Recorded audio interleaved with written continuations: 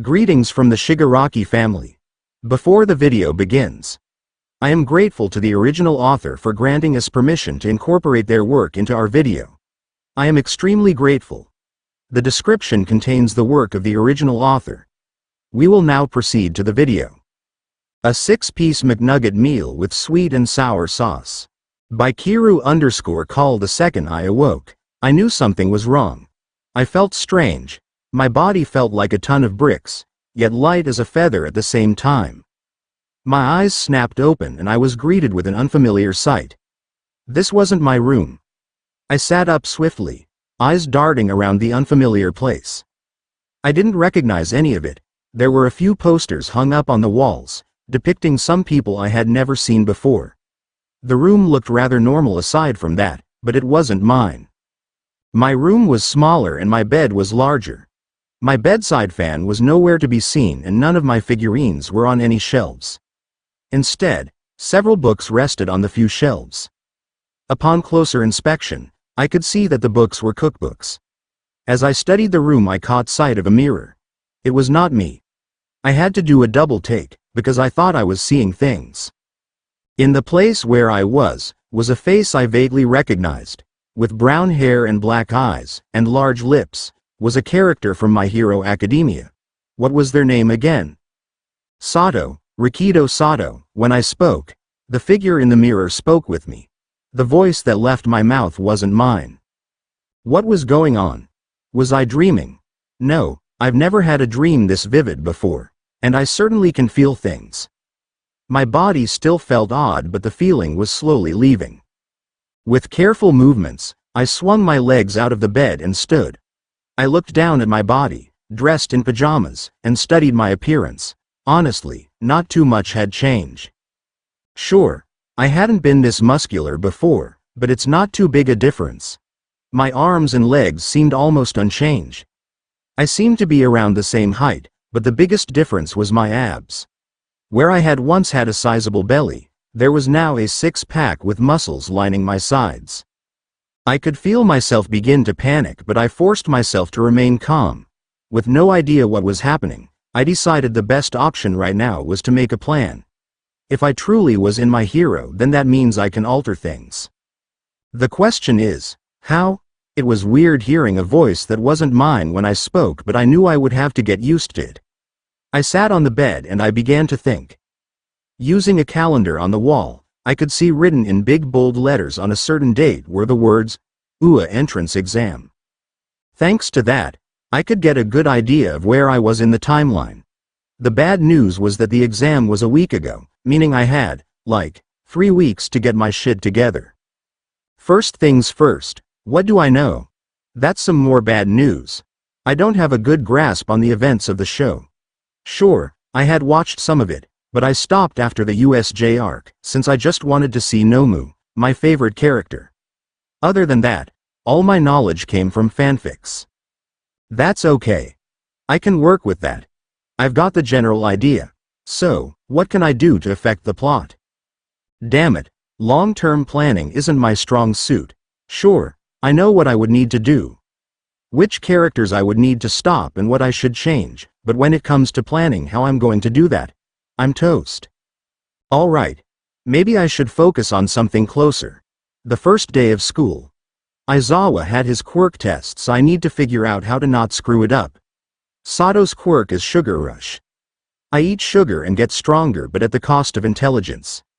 Simple enough. Shouldn't be too big of a deal to figure out how to use.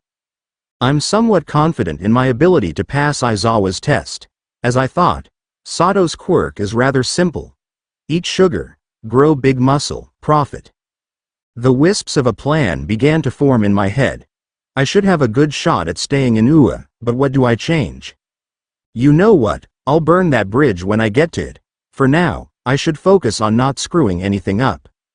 A brief skim of some books lying on Sato's desk revealed that he was likely up late doing his homework. I'm going to have to go to school. I literally graduated a month ago. I just got out of there. Please don't put me back. Interacting with Sato's parents was tricky. I don't know enough of Sato's personality to convincingly act like him, and they saw through me quickly. I was terrified when they called me out as not being their son, and to be frank, I considered spinning some tale to get them off my back, but I was sitting at the dinner table with Sato's parents and the two were looking at me with suspicion. I knew it would be best if I lied, told them I got hit by a quirk that changed me. Told them anything but the truth. But I can't. These two are lovely people, and I can't bring myself to lie. They deserve the truth. The truth that they lost their son. Okay. You two deserve the truth. I'm not Sato. Sato's father, a man named William, spoke up. We figured. You act differently to him. Who are you? My name is Michael. This morning, I woke up to find myself as your son. I don't know how, and I don't know how to go back to being me. I didn't ask for this, and I didn't want this. I'm sorry. Sato's mother, a woman named Akane, spoke. You don't know? Could it have been a quirk? I'm not sure. It might have been, but if it was, I don't know who or how it happened. I don't know if your son will ever return. William seemed deep in thought, and Akane frowned. That's unfortunate. Do you think there's a time limit? I could do nothing but shrug. I don't know. Maybe. I'm really sorry about this. William shook his head. Don't be. I suppose it's not your fault. The two of them are lovely people. We spoke for a bit more, deciding what to do.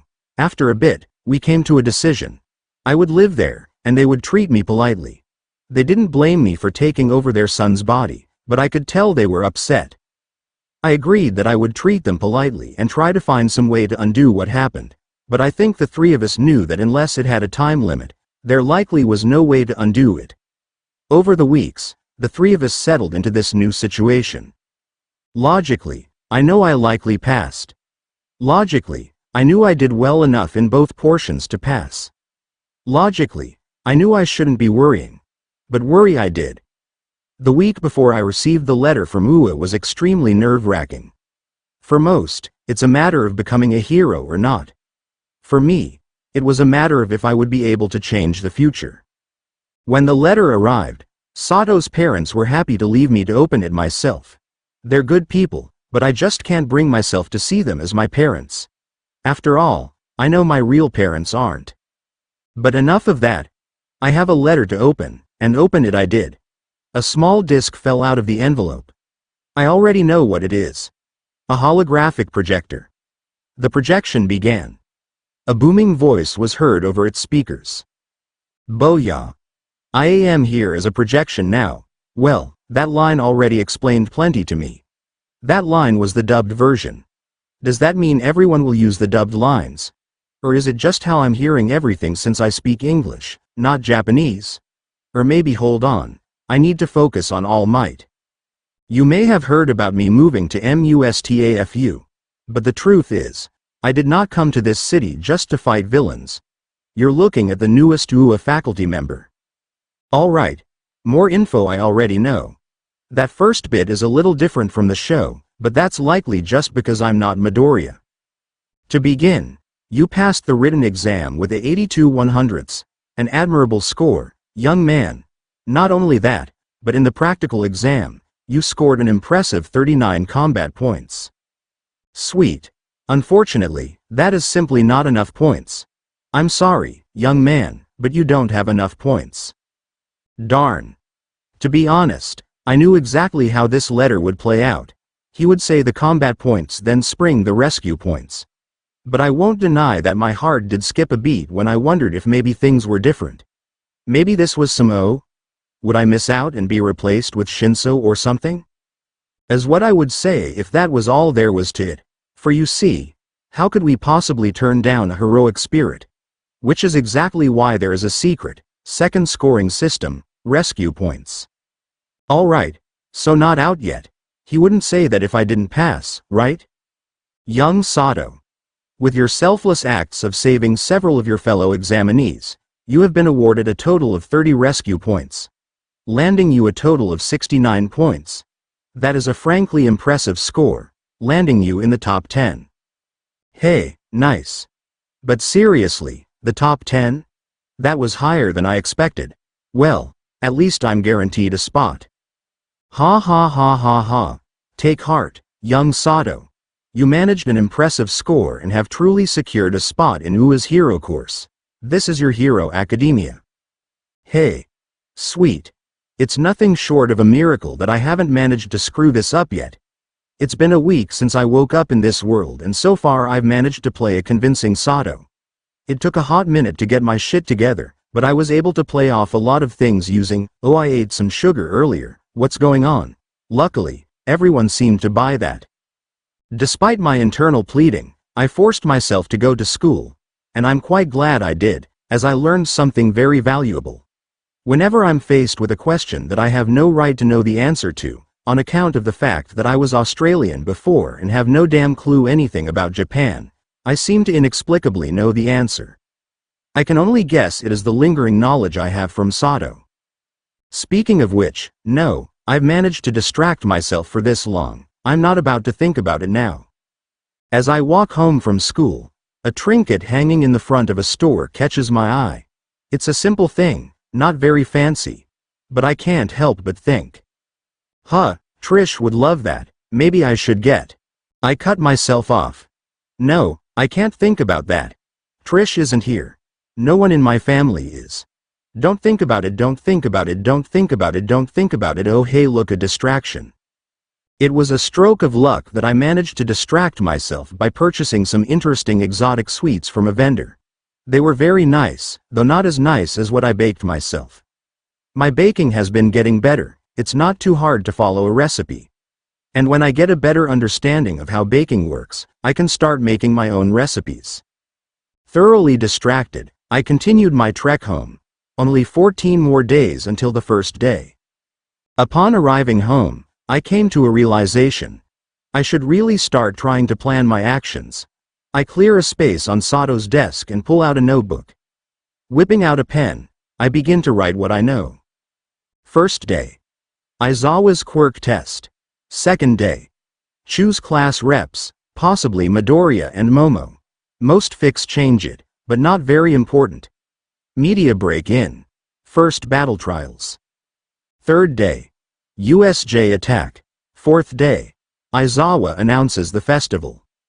Month time skip. Unsure what happens during. Sports festival. Internships. Unsure who Sato goes with. Hosu. Sato is not involved. Finals. I think Sato fights Cementos. Unsure. Mall visit. Training camp. Villain attacks. Bakugo is kidnapped. Camino. AFO is defeated. Dorms. After writing all that I came to realize, after this point, I don't know much about the timeline itself. Sure, I know of certain events, but I don't know when they happen. Shit. Okay. What events do I know but am unsure of when? Overhaul arc. Mirio loses quirk. Night Eye dies. Re-Destro. Unsure what happens exactly. After that, I don't know. I know AFO breaks out of prison, but hell if I know when or how. Alright. So what's the plan? Let's tackle these one at a time. I need to figure out what's important about each event. If something bad happens, but is needed to further something else important, then I'm going to have to decide if I can make the important thing happen without it. So first things first. The quirk test. Simple enough. I can use Sato's quirk well enough to pass. I won't excel, but I won't fail either. No worries. Media break in. Can I stop Shigaraki? No, I don't know where the files are kept. And I doubt I could beat him in a 1v1. But can I stop it? I could warn the faculty, would they listen? And that is one of the biggest problems. Will anyone believe me when I tell them things? But even if I do, what would that change? I need to be careful. If I change too much or the wrong thing, everything could be thrown off and all my knowledge will be useless. The USJ is important, and I don't think I should stop it. The benefits of stopping it are simply that All Might will have more time left. But if I do, the villains will still have many members and will have the USJ Nomu. I can't let them keep that Nomu. It's too strong, too useful. So the USJ happens. The sports festival. I know Sato doesn't make it to the third round. But that's fine. If I let it all play out normally, then everything goes fine. Similarly, internships aren't a huge deal. I could try to go to Hosu, but to be frank, that all turns out alright in the long term. Sure, people will die or get injured, but I believe it should be fine. Next is the finals. I can deal with that all when it comes. The mall? Does Sato even go to the mall? It doesn't matter. Sure, Midoriya is held hostage, but he lives. That all turns out well.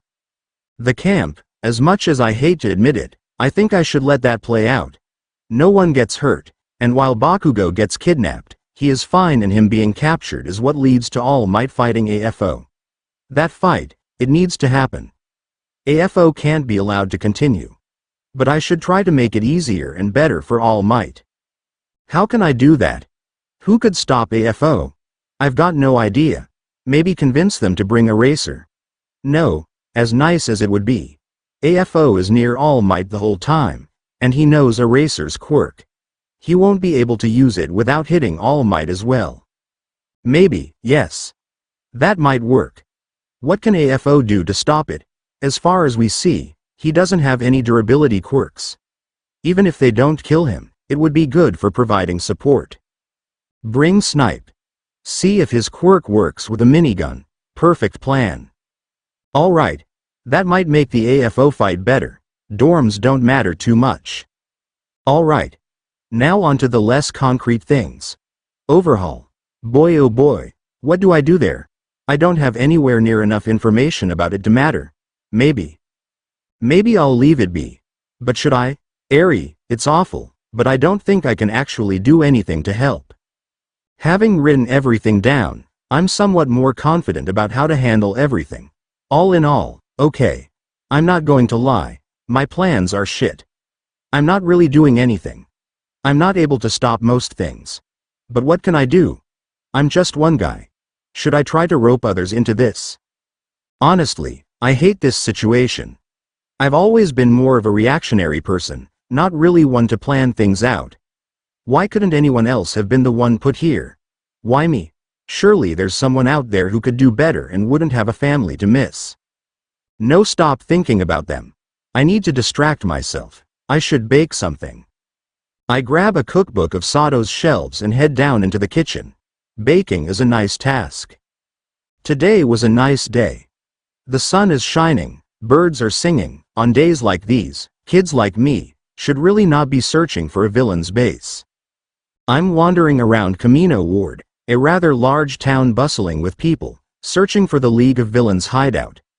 I've got a pretty good idea of what the outside looks like, so I'm confident that if I see it, I'll know. I'm not going to interact with them. I won't even hang around it. I just want to know where it is, just in case I ever need to know. I've got the whole day to search, since it's a weekend and I've got nothing else on. So far, I've searched for a good few hours, and haven't found it. I'll admit, it's kind of like looking for a needle in a haystack. I know what the building looks like, but I don't know what the surroundings look like. Eventually, I stopped at a cafe to get some lunch. Walking around for hours is tiring, and I'm glad that Sato's body is fit, otherwise I'd be dying right now. I purchase a sandwich and sit down at one of the tables to eat. I don't want to waste the battery on Sato's phone when I might need it later, so I let my eyes wander as I begin to eat. I freeze with the sandwich halfway to my mouth. By some miracle, right across the street from the random cafe I chose to stop at, was the building. I'm sure it is. It's got the signs out front. The architecture looks right. I'm sure it's the building. Quickly, I pull out Sato's phone and snap a picture, as well as writing down the coordinates and address. After finishing my sandwich, I decided not to hang around much longer. The last thing I want is to get the League's attention. Heading back to Sato's house, I can't help but wonder when I should tell others that I know the location. Should I do it immediately? Should I wait until the Camino Ward arc?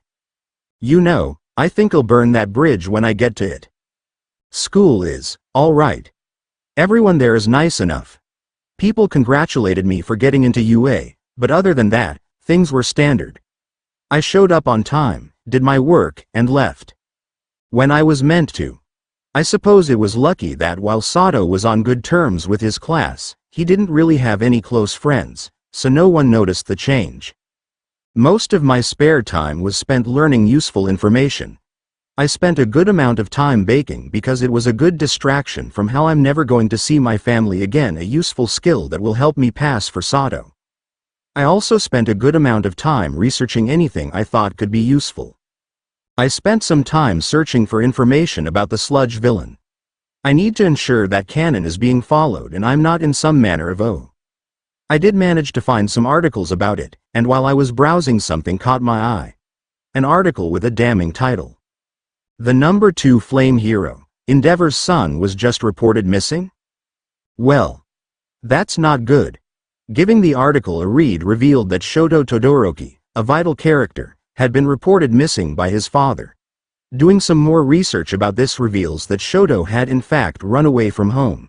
He had left a letter frozen in ice stating that he refused to continue living there. It had more writing, but was cropped out of the picture. How did this happen? What caused this? Shoto didn't do this in canon. Did I somehow cause this? What other option is there? Is this an O? Questions flew through my head at a mile a minute, trying to figure out how and why this happened. I don't see any way I could have caused this, so it must be some manner of O. Can I trust any of my knowledge now? As I laid in Sato's bed staring at the phone, I couldn't help but shiver. If my information is unreliable, then can I even do anything to help? No, now's not the time to worry about this. I can't do anything about it, so I shouldn't focus. If nothing else, this just means I will have to react to new information as it comes. And that is my specialty. UA starts in 5 days. I had spent some more time trying to come up with a plan for the future, but I'm just really not good at making plans. Usually, I just chill. I keep up with Sato's exercise plan, and I make sure to stick to it. If Sato ever returns, I'm not going to let him return to a shitty body. Sometimes, I wondered what the point was. Why should I try to fix things? Why should I go to UA? Why should I exercise? Why should I start baking? But whenever I thought about those questions, I just shook my head. After all, why shouldn't I? Why shouldn't I try to fix things? Why shouldn't I go to UA? Why shouldn't I exercise? Why shouldn't I bake? It was hard, but if there's one thing I'm good at, it's pushing through when I really have no right to. All this to say, I'm more than able to do things I really shouldn't be doing. Which is how I found myself throwing hands with the villain. They had a simple quirk: every consecutive hit they land would increase in power. Simple, but strong. With a quirk like that, I had to wonder why they became a villain. God, I love killing people. Right. Not everyone had some grand reason to do things. Sometimes someone just loves killing. I had just been walking down the street when the villain had started throwing hands. At first I tried to mind my own business, but the villain had started punching large rocks around widely. But not to worry, heroes had just arrived. Stand down, villain. Or feel the wrath of turn. Never mind. The hero tried to monologue and got sent flying because of it. As the villain stalked towards the now downed hero, I began to panic. Sure, I might be able to help, but what if I can't? What if I try and fail? This is a villain, one who would have no problem killing me. I should just walk away. Never mind. Guess my legs decided today was a good day to fight. Quickly chucking a few sugar cubes into my mouth, I could feel my muscles begin to bulge as Sato's quirk activated. Moving faster than I had ever moved, I lunged at the villain whose back was turned. Unfortunately, they turned with an absurd amount of speed, slamming a fist into my stomach, sending me skidding backwards a few meters. Some kid. Trying to play hero. Who do you think you're fooling? Do you really think you can face me? I'm purity, and my quirk combo star is unmatched. What hope do you? Not letting the villain finish, I dashed forward again, throwing a punch. The villain blocked this by punching as well. Our fists clashed against each other, and the difference in power was clear. Where my arm was shaking, and my teeth were gritting, the villain's arm was still and they hardly seemed to be putting effort in. Wow, interrupting me. Rude. You know what? Just for that, I'll make your death a slow one. The villain threw a punch with their other hand straight into my stomach, knocking me even further back than the last one. I spat out a mouthful of blood, before standing up again. I was in a lot of pain, but it was far too late to back down now. I built this bridge, now I have to cross it. The villain blurred towards me, barely giving me a chance to raise my arms before throwing another hit. I was able to block it, but that didn't make too much difference. My arms stung from that hit, but I just needed an opening. The villain smirked and threw another punch. Honestly, that seems to be all they can do, but I suppose if your punches could demolish all your opponents, then why would you do anything else? Then, as if in slow motion, I did perhaps the only thing I could do here. I ducked. The villain's fist flew over my head, missing me by a hair's width, but it was enough. Now, I threw a punch of my own, an uppercut straight into the villain's face. Now, I'd like to make one thing clear. This villain was by no means weak. In fact, most would agree that in terms of durability, this villain would be slightly above average. But when hit by the mountain of muscle that was my body, that didn't matter. The villain was knocked into the air, flying backwards. Standing up straight, I looked at the villain, who was slowly picking themselves off the ground. Without giving them a chance to recover, I ran over and kicked them square in the face, knocking them unconscious. As I stood over the villain, it slowly dawned on me what just happened. I had won. I beat a villain. I looked around, and saw someone walking over to me. Judging by their outfit, it was a hero. Not the one from before, but a different one. "Kid, what you did was very reckless. You could have died." I lowered my head. "I know. I couldn't just stand there." The hero raised a hand. "Look. While it may not have been the right choice, you did still beat the villain, and if you had not stepped in, then my sidekick over there." He gestured towards the first hero, who was being looked at by some paramedics. "He would have died. Because of that, I'll let you off the hook this time. Now go get yourself checked by the medics. I'll handle the villain from here." Well, that could have gone worse. Aside from some bruising, the medics gave me the all-clear to leave. The hero, who I learned was named Bronzor, offered to escort me home, allowing me to avoid the media. After returning home and explaining what happened to Sato's parents, I decided I had had enough excitement for one day, and headed to bed. As I laid in bed, it finally dawned on me. I had fought a villain, I had won. This proves that I have what it takes to help. As I drifted off to sleep, I couldn't help but feel just a little more hopeful for the future. Time seemed to fly. Before I knew it, Ua was upon me. Was I mentally prepared? Not even slightly. Well, time waits for no man. As always, I arrive with plenty of time to spare. Normally, I would arrive at anything I do with 30 minutes to spare, but since this was such an important day and I didn't want to be late by being lost, I arrived 40 minutes early. Honestly, I'm having a really hard time. Back in my world, I lived in Australia. This means school started at 9 a.m. This already was early for me, but I was used to it. But Japan? What absolute freak thought it was reasonable to start homeroom at 8:25? At least before, if I was tired, I could scull an iced coffee to wake me up. But here? Dare went out of business during the Quirk Wars almost 150 years ago. Blinking the tired out of my eyes, I took my first steps into UA. I'm glad I had so much time to spare, since due to traffic I only managed to arrive within 30 minutes. Surprisingly, I was not the only one who arrived early. There weren't too many people, but still more than I thought. I tried to see if I could locate any character I recognize in the people, but I couldn't. I think I might be able to spot one of Class 1B's students, but I could be wrong.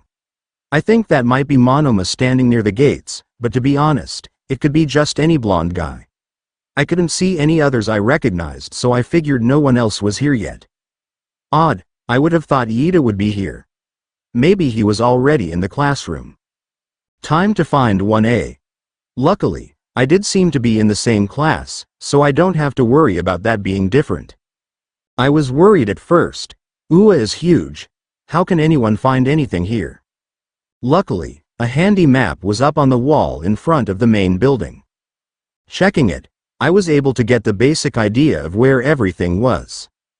I took a photo of the map, just to be sure. Following it, I made my way to 1A's classroom. After about 5 minutes of walking, I arrived. The door was large, but it did make sense. Paying little mind to its size, I opened the door, expecting to see Ida or someone in there already, but surprisingly, no one was there yet. Raising an eyebrow, I entered the empty room, looking around to try and see if anyone was maybe just hiding. But sure enough, the room was empty. This is odd. Surely Ida or someone else would be here already, right? Eventually, I decided to just stop worrying about it. Checking the seating plan, I made my way over to my seat. Chapter 2 Chapter Notes. See the end of the chapter for notes. Chapter 2. The first day. I sat in my seat, tapping away at my phone, waiting for anyone to arrive. As I sat, I was suddenly startled as a noise came from the door.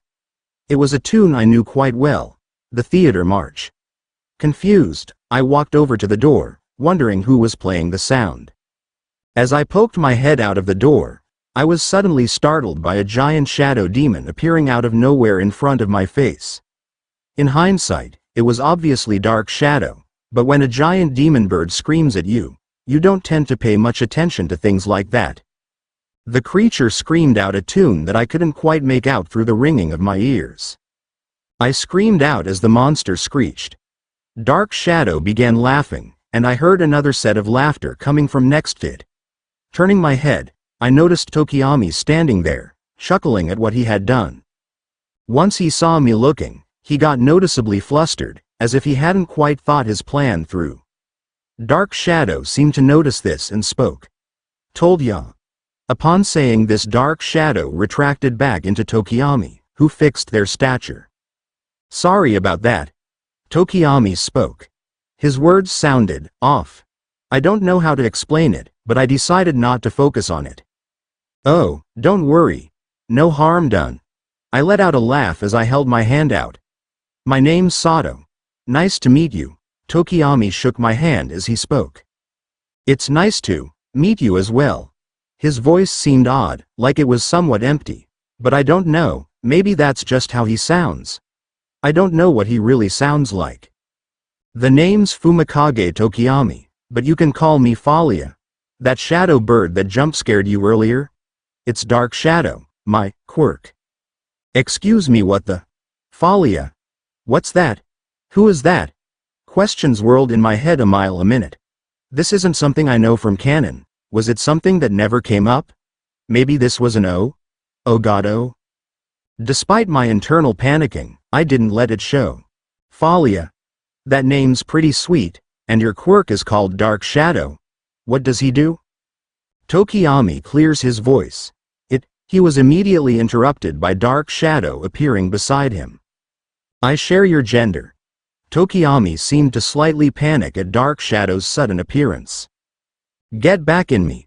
Tokiyami spoke, seeming to slightly stumble over his words.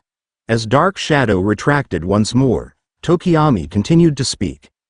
Dark Shadow is a sentient quirk, and they are affected by both emotion and light. The brighter the light, the weaker they are, although they can still pull punches. And when it's dark, they're powerful but uncontrollable. Of course I knew that already. Really, this whole conversation was really just for appearances. Tokiyami shook his head, before speaking again. And I lost my sleep while having to prepare for UA. This place is quite extraordinary. Tokiyami stuttered for a moment, something I also never saw him do in canon. Extraordinarily grand. I chose to ignore the stutter as I chuckled. Yay, I feel ya. This place just has the feeling of greatness. I had so much trouble falling asleep last night too. Tokiyami nodded before speaking up once more. So, now that I talked about my quirk, what's yours? Ah, a question I was well prepared to answer. My quirk is called Sugar Rush. It's nothing cool and unique like yours is. I simply eat 5 grams of sugar and I gain 5 times the physical strength for 10 minutes. If I eat more sugar, then the effect lasts longer, but the longer I use it, the lower my intelligence gets. Tokiyami nodded as I spoke. Well, it still seems good at least. With that, our conversation was over. Tokiyami headed over to a seat that was near the window and he pulled out his phone and a notebook. The notebook had a cover written in a language I didn't know, so I didn't pay much attention to it. I sat back at my desk and pulled my phone back out, ready to await the next classmates. From this point on, more people started to arrive, but my interactions with them consisted of brief pleasantries. I was slightly startled when Shinso walked in, but at this point I figured I should just roll with it. I doubled down on this idea when Pony walked in as well, when I knew damn well that she was in Class B in canon. After a while, the classroom filled up with only a few minutes until the bell. There were only 2 seats left, and to be frank, I have no idea who would be missing since I don't know who Shinso and Pony are replacing. I did notice that Mineta was present, which surprised me more than anything else. He's usually the person who gets replaced in the class, so it's nice to see that whatever cruel god is in control decided to let him be. Small talk filled the room, but I kept to myself, not really interacting very much with the others. Sure, I knew it would be good to, but I didn't really want to. Memories of my friends flowed through my head. As the bell rings, small talk peters off, and from underneath the teacher's desk Aizawa rises from their sleeping bag. I was ready for just about anything, but what I didn't expect was for Aizawa to be a woman.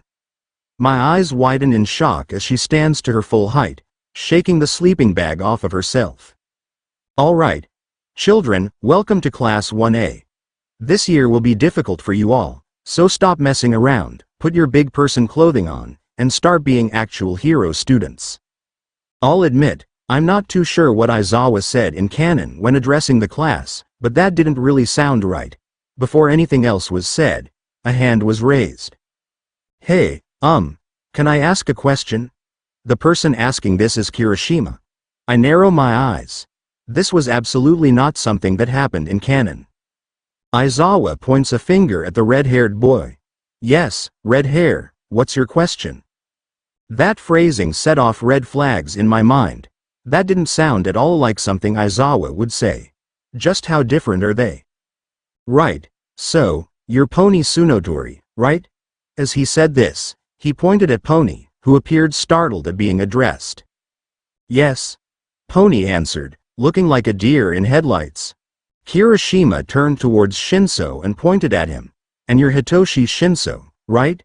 The purple-haired boy raised an eyebrow, but was clearly freaking out inside as he responded, yes. After that confirmation, Kirishima turned to point at Aizawa as well. And you're suddenly and inexplicably a woman? Aizawa raised an eyebrow as they responded. I suppose? Were you told of your teacher beforehand? Since I know I didn't send your admission letter? Kirishima did not respond, instead turning towards the rest of the class. Right. Everyone raise your hands if you also got isekai'd into My Hero Academia in the past 3 odd weeks. Excuse me, Nani the. I clearly was not the only person thrown by this statement, as several people also seemed startled at this. Bakugo was not one of these people. He spoke up with his trademark snarky tone at the same moment Midoriya spoke. What type of question is that? Shitty hair. Yeah, I did. Usurped poor Izu's body. The two stopped talking and turned to stare at each other. My mind is racing a mile a minute. How are they? Are there others here? If so, why did I have to be ripped away from my family? Bakugo glares at Midoriya. Who the are you, and what have you done with that shitty Deku? Did they lose their families as well? A few others also spoke. Uraraka raised her hand and spoke. Yeah, I'm not the real Uraraka. I can still talk to her, though. They can talk? They didn't steal someone's entire life without hope of return? Tokiyami also spoke up. I'm also an isekai and I can see Tokiyami as a ghost. I guess that explains why they had such an odd entrance. They didn't destroy an innocent boy's chance at life as well. Surprise flickers on Asui's face for a small second before her expression returns to normal. She tilts her head before speaking. Pardon? Are some of you Bihiki-chani, bias? Aizawa also spoke up, relief on their face. Oh, thank goodness I ain't the only one. Oh, that explains the whole gender change. Ashido looked confused. Wait, I'm sorry, what? Shoji raised his hand as well. I'm one, yes. As this all happened, I was only half focused on the situation. Thoughts flew through my head at a speed I had never experienced. If there were others, then why bring me here? If I'm not alone, then what purpose do I serve? If others are here, then why am I never going to see any of them again? How dare the universe do this to me? Kirishima stood up and walked to the front of the room. He turned to address everyone. Right, everyone, okay. Let's do this in an actually organized fashion. Mr. Ms. Aizawa, I'm sorry, however I'm supposed to refer to you. Can I use the chalkboard? Aizawa nods. Sure, and it's Ms. Aizawa now. Kirishima grabs a piece of chalk before addressing the class again. Right, headcount, if you have weird future knowledge about My Hero Academia and or got possessed by a ghost recently, raise your hand. People began to raise their hands, Kirishima writing names down as they did. The people who raised their hands were Aizawa, Iida, Koda, Shoji, Midoriya, Tokiyami, Uraraka, Kirishima and Juru. I was only half paying attention, and absent-mindedly raised my hand as well. With so many people, why am I here? I can't believe this. Why can't I just go home? As Kirishima finishes writing names, he speaks. Alright, cool, if you're not an SI, sit tight for a moment. If you come find me at lunch tomorrow, I'll explain the whole thing so you're not super lost. Anyways, canon knowledge. Before he could continue, the door burst open, revealing Kaminari, who looked like he had just ran a marathon. Sorry for being late, I got low. He paused, as he scanned the room. What the foo?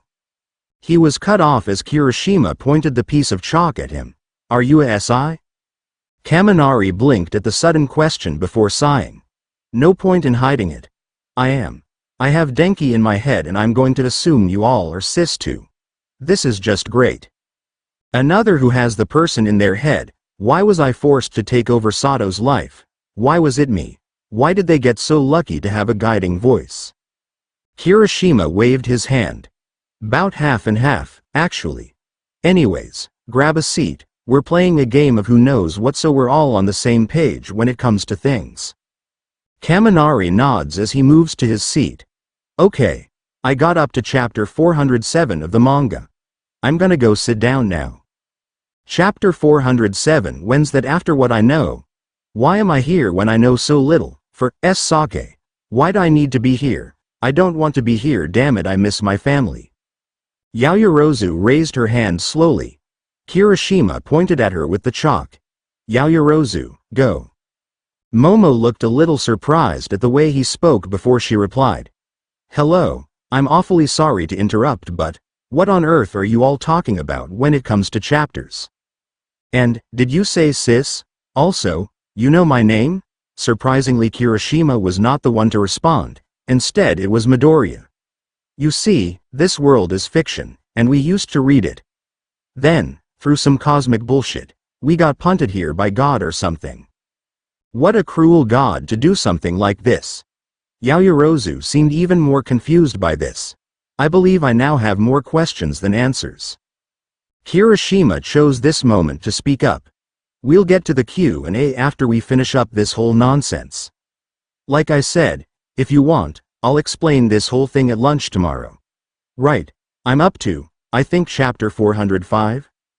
Aizawa spoke next. I've caught up to the anime and have enough spoilers to know what happened. Iida spoke up. I'm up to date on the anime too, and I've read a bunch of fanfics and seen respect threads. Shoji spoke next. I've read every chapter of the manga. Well then, me, I guess. What point is it for me to be here? Damn it. What could I possibly contribute? Send me home. I want to see my family, let me see them. Uraraka chose to share next. I'm an anime watcher. I stopped around the class 1A, 1B training fights and Endeavor versus the high end. Also, I've read a lot of fanfiction. Tokiyami was next, and for a large amount their words sounded weird, but I didn't notice. I was too busy lost in thought about my family's sake. I just want to see them, but me. I'm also a little too deep into spoilers, both anime and manga. although I've never seen the end of the manga. Basically, most of my knowledge stops at the overhaul arc, with only inklings for later other than anything to do with that gentle guy. I basically know many deaths, injuries, and vigilante Deku. And yes, I also read fanfiction, a lot. Not much for MHA, though, and I must stop now. I slowly spoke up, using my experience as a voice actor to keep my tone as neutral as I could, even as I was frustrated, something I'm sure seeped through at least a little. I've seen up to the Kamino fight, but I've got some general knowledge past that, about overhaul and the MLA fight. See what use is my knowledge? Everyone else knows just as much and more. I don't even need to be here, sake. I serve no purpose here. Is this some kind of a in-joke? Kirishima nodded, seemingly a little put off by my tone. He didn't pay much mind to it however, and turned to address Midoriya, asking what he knows. Midoriya responded to the questions. I have all the knowledge up to the fight of overhaul burned into my memory, though the middle is spotty. Then everything from the first war arc to the end of the Vigilante Deku arc is well versed. Also, I read a lot of fanfic. Uraraka chose this moment to raise her hand. Right, I know this is kind of our lives now, but keep the spoilers to a minimum? Thanks. As she said this, I simply glared at her, absolutely dumbfounded at the audacity. What was that meant to mean? Do you not understand we are trapped, we can't go home? Spoilers to what? A series you will never read again. If we don't know things we will die. I don't want to die. Do you want to die? Absolute twat. Kirishima looked a little confused at her question but didn't mention anything about it. Simply giving a short response I didn't pay much mind to before addressing Koda. Koda looked at him as he responded. I've watched the anime up until the whole Class 1A versus Class 1B training, thing.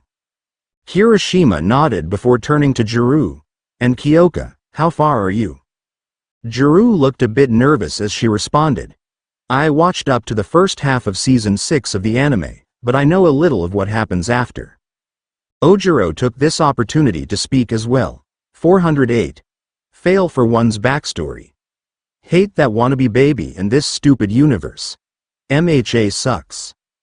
The wannabe baby is going to be the one to kill us all and is the most dangerous man on the Ing planet, you absolute moron. Everyone paused as they started to look at him. Kirishima rubbed the back of his neck as he spoke up. Well, now, that's just hurtful. Hurtful to who? The Ing boogeyman. Uraraka also spoke. I mean, I'd rather be brought into this than some of my other fandoms. Death Note? Yeah, no thanks. Izuku added, imagine being thrown into something like RWBY. Tokiyami spoke next. I've been in enough fandoms with ed-up worlds. Murder drones. Literally the murder drones in the post-apocalypse setting. SCP. If you know, you know. Also others that happen to be saccharine. Putangina Nagzosalita Ulit Ako. Ojiro grumbles. All those are considerably more acceptable to me than Ing my hero. Kirishima clapped his hands to get everyone's attention as he started to speak again. Right, moving on, does anyone else have a subject change? Yay, I don't want to be here.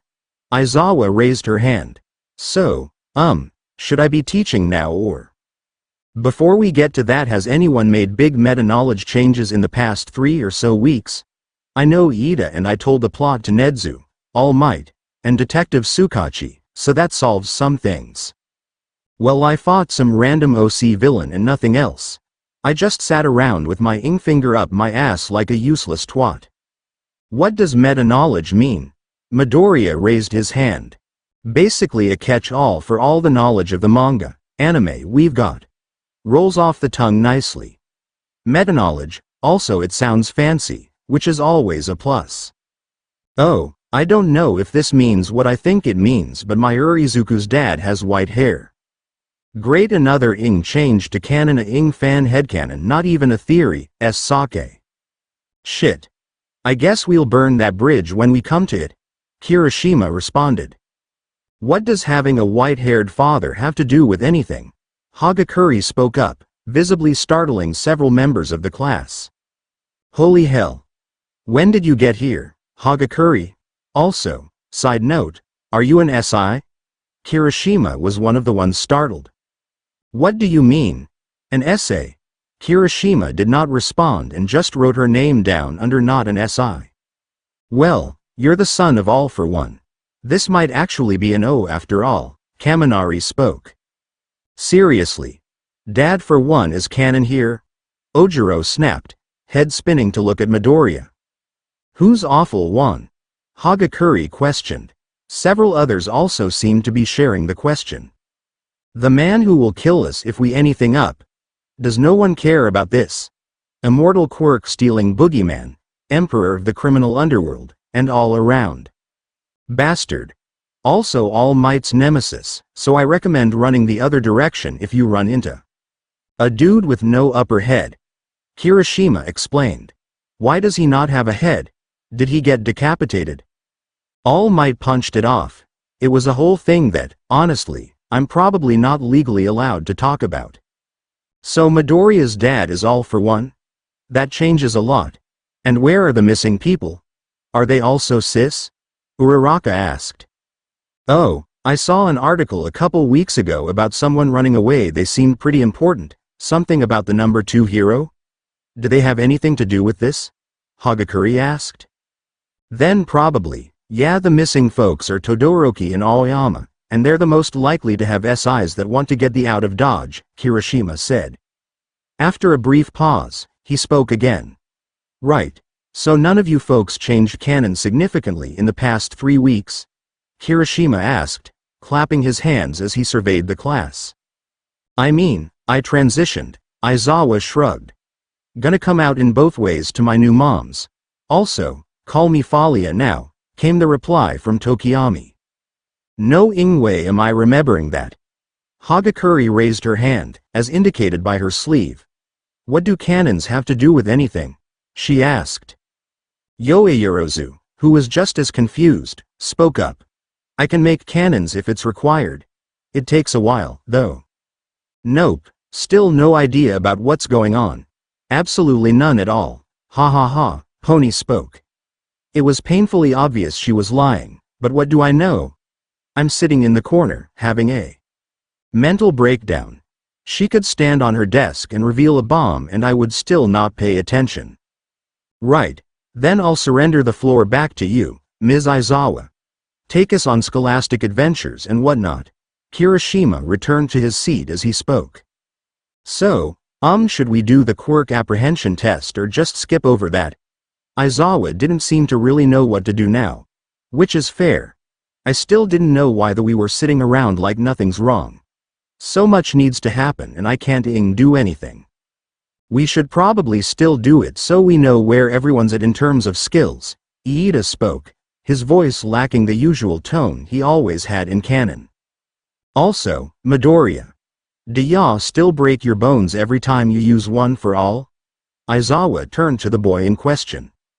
Midoriya didn't answer, only activating one for all for a few moments, toxic green smoke flowing off him. So one for all and smokescreen? Aizawa asked, eyes narrowed. No, I just manifested one for all as small amounts of green smoke instead of lightning.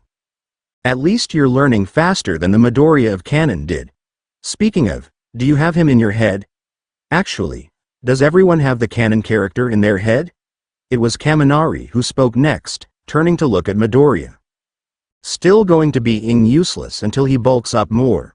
Yes, I have him as a vestige. The other vestiges were not pleased about me though, the green-haired boy responded. Vestiges? What the are you even talking about, you damn imposter? Bakugo snapped at the boy. It didn't seem like anyone paid him much mind. That makes sense. You aren't their chosen user, came the response from the lightning user. I'm a mix of canon Kirishima and a guy named James Eisner, no ghosts to speak of. Kirishima spoke up from his seat. Mix. Lucky bastard. Don't have to miss one family when you have another. Why couldn't I have been like that? Why do I have to be forced to miss my only family? The lucky Twad doesn't even realize the bullet he dodged with that doesn't have to miss his like I do. Wait, hold on, do you mean vestiges or ghosts? Shoji asked. Okay. So there's multiple types of SI then, huh? Kaminari nods his head. I've got OG Iida as a ghost too. Iida nodded his head at a random empty chair that had been placed near his desk. I kinda just took over Aizawa's memories and body. I have all his memories but no ghosty. So that's 3 types of sis so far. I'd assume there's more but we can't be sure, Kaminari nodded. Wait. So there's people with ghosts, people with just their character's memories, and people that merged with their character? Koda spoke up nervously. And folks that took over the character but without their memories, Kirishima spoke. Slowly I began to speak. Sato's gone. I don't have his memories or personality, it's just me. Just me. A useless twat who can do nothing to help here. Me. Why'd I even bother waking up? Kirishima seemed to notice my tone this time and spoke up. I'm sorry to hear that, man. You need someone to talk to and you let me know, K? Addresses the rest of the room. Actually, that goes for everyone here if you need a shoulder to lean on or general help either adapting to the isekai or adapting to the fact that your classmates are isekai'd. Let me know and I'll come running. Got it? It's not manly to suffer alone so I don't want to see any of you angsting about this junk. No, how could you possibly understand you can't help your lucky who got to keep one family? Don't pretend like you could help me, you don't understand anything I'm feeling. Nah, don't worry. I've come to terms with this. That's a lie and I know it. Same here. No memories of Mr. Mediocre. He's probably enjoying my tailless body as we speak, Ojiro spoke, seemingly lacking the problems I'm having. Man, you suck, Kaminari quietly muttered. Why? Because he doesn't want to be here. Sorry if this is some sort of dream come true for you, but not all of us want to be here. I've got no memories either, Juru spoke up. Okay. This is all very intriguing, but what about those of us who aren't reincarnators or regressors? We did come here to learn how to be heroes still.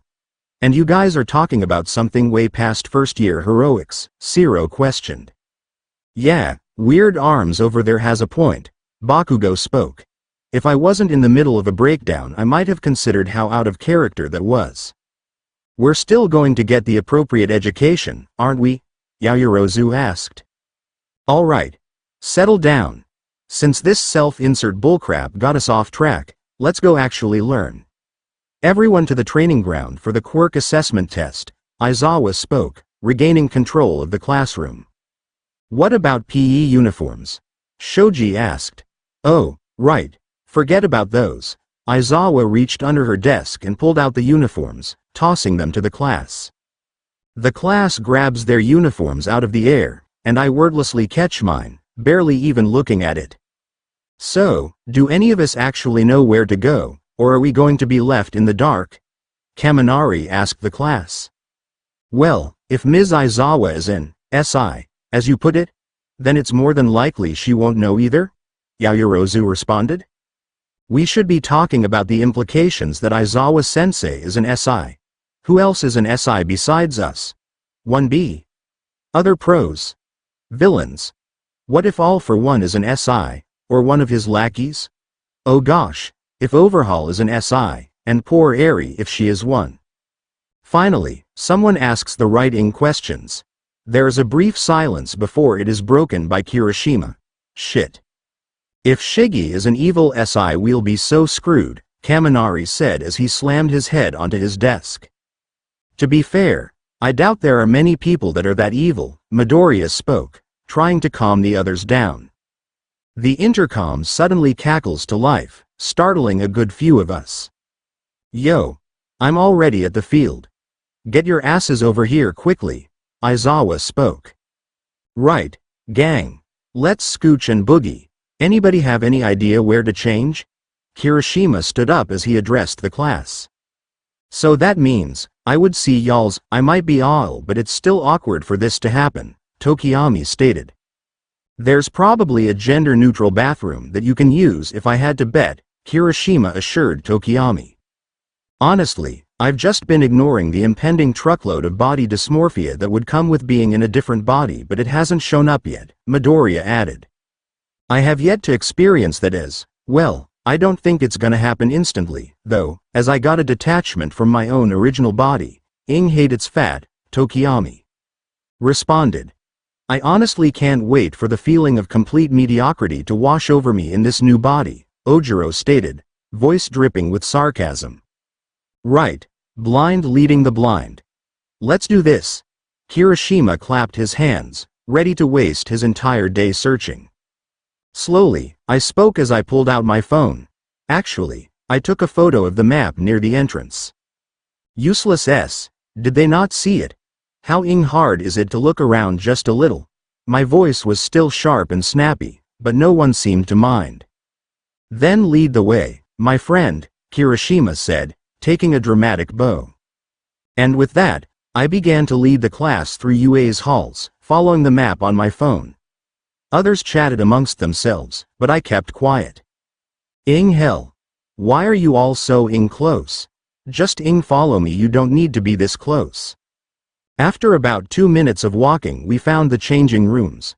We enter the respective ones and quickly change into our uniforms. As we exit the rooms and head out onto the field, Aizawa is there waiting for us. Finally, it took you all far too long. Heroes need less time to suit up into real hero suits, and you all are only wearing PE uniforms. Do better next time. Sorry Po. Tokiyami said. Sorry, but wearing pants is much harder when you have a giant tail, Ojiro snarked. Apologies, it took us a while to find the changing rooms, Kirishima said sheepishly. A hero must always check their surroundings beforehand. You should have used the map UA provided you in your acceptance letter. Did no one else check their emails? Yaoyorozu spoke up. That would have been a fantastic idea. Yeah, Kirishima sighs. We got emails? Hagakure asked. We all have school email accounts from UA. The login was included in the info packet enclosed with the acceptance holodisk, Shoji spoke up.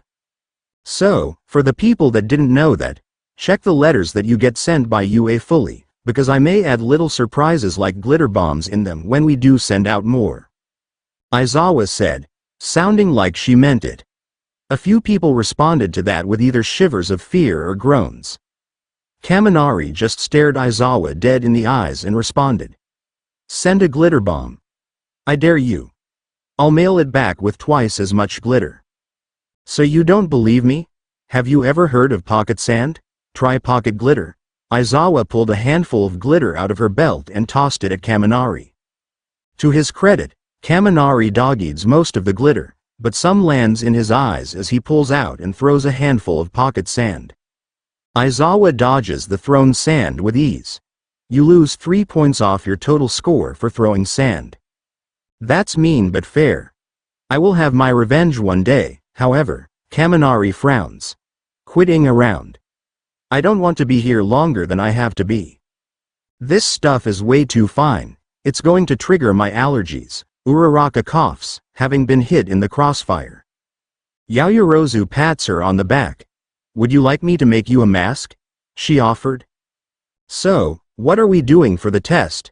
Shinso raises his hand to ask.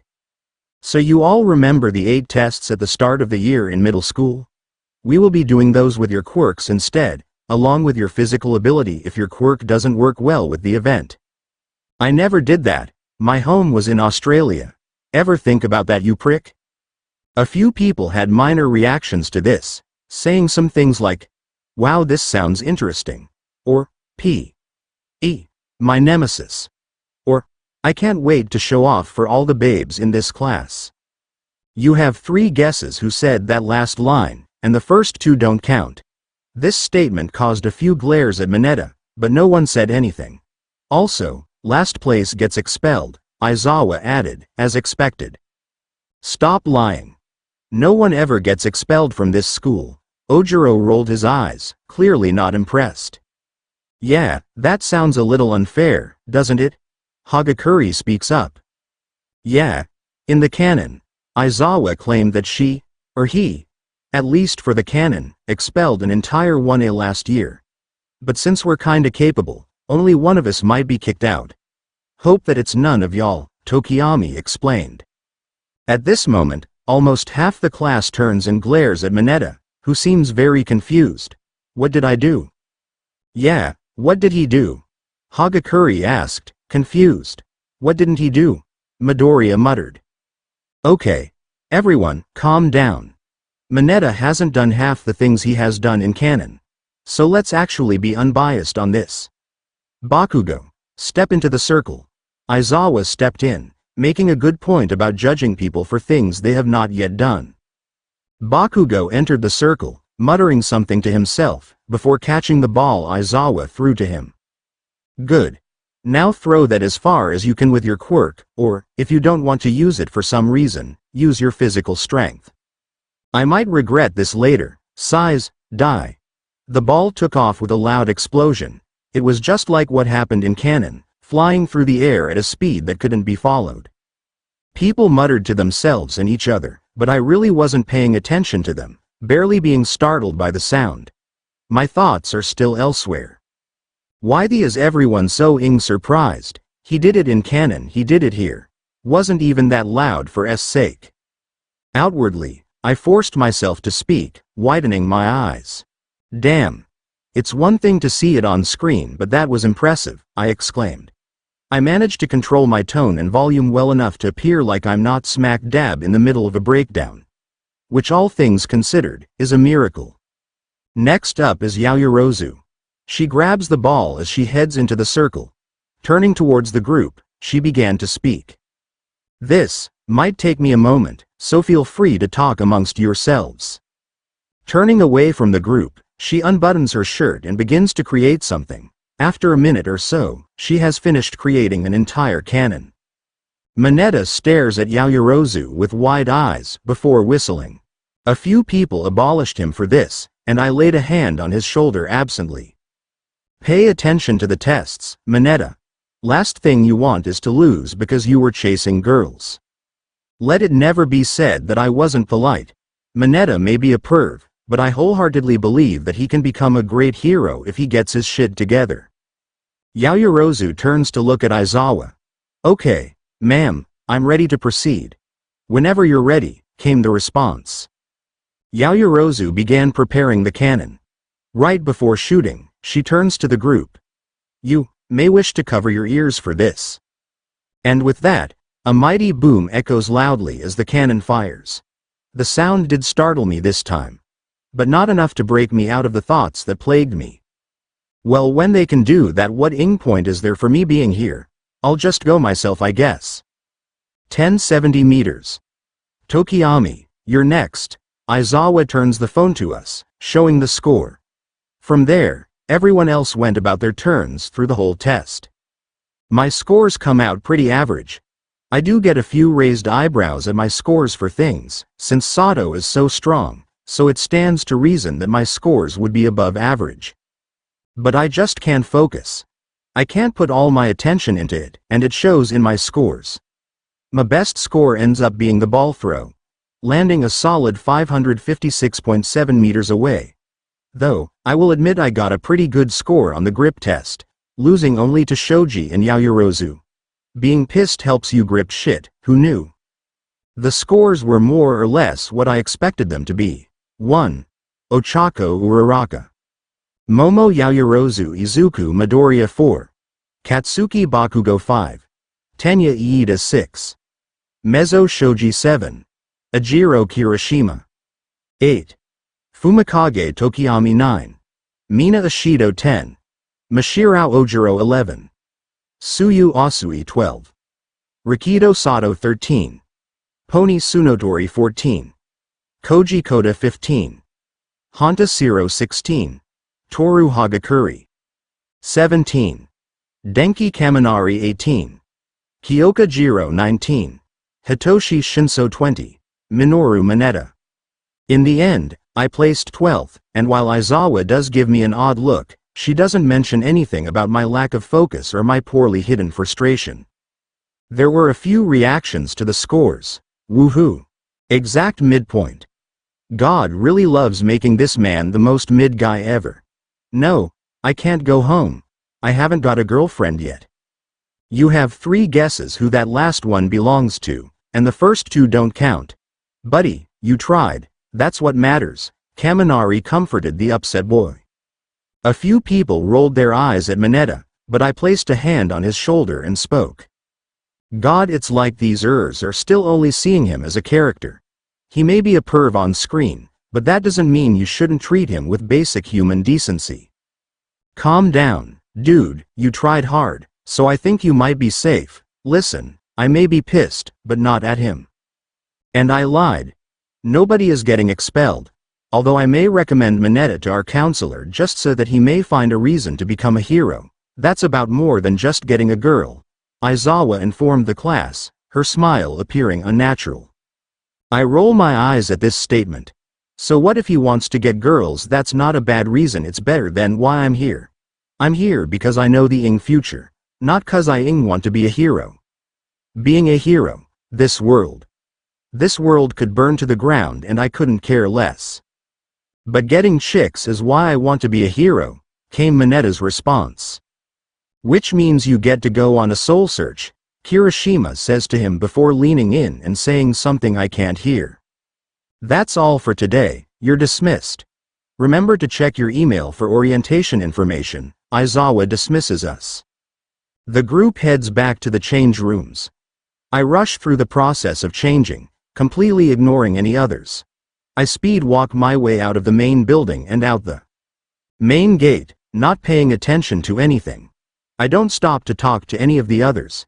It's clear they don't comprehend the situation. Most of them are treating this like some sort of in-game. This is our reality now. Who gives a shit about useless things like school? With nothing else to take my attention, I can do nothing to distract myself from the thoughts that have plagued my mind all day. My feet moved, but I wasn't focused on them. All I could think about was my family. No matter how hard I try, I can't move my attention away from them. I need to distract myself, but nothing seems to be able to. I have already spent too long dwelling on my thoughts. Trying to distract myself now would be as hard as getting a magpie to stop being a dick. Trish, Belle, Oliver, Winter, Ethan, Carrie, memories of my life play on a loop in my head.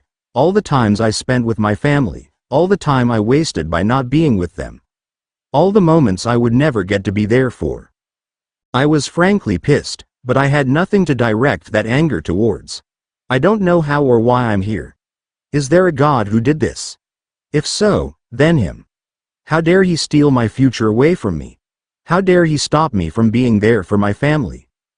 I would never get to see Winter grow up, never get to see Oliver become an adult, never get to eat my mother's cooking again, never get to gush to Trish about something cool I saw, never get to play games with Ethan and Carrie. Memories I barely remembered came back full force, moments I took for granted. The time Winter saw me and called my name for the first time. The time I bought my brothers gifts and saw the smiles on their faces. The times I comforted Trish during her breakdowns. The times I refused my mother's cooking. The times I turned down the opportunity to visit.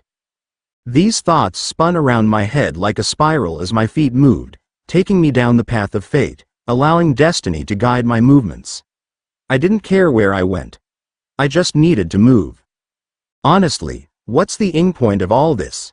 The am I meant to do as Sato? So what if I can punch hard? Other quirks are more useful. Why couldn't I have gotten a quirk that could make reality my bitch? Wait, hold on, I stopped walking. Quirks are bullshit. A smile began to appear on my face. After all, many quirks make reality their bitch. So who says there's no way home? But how? How can I make reality bend over backwards and take me home?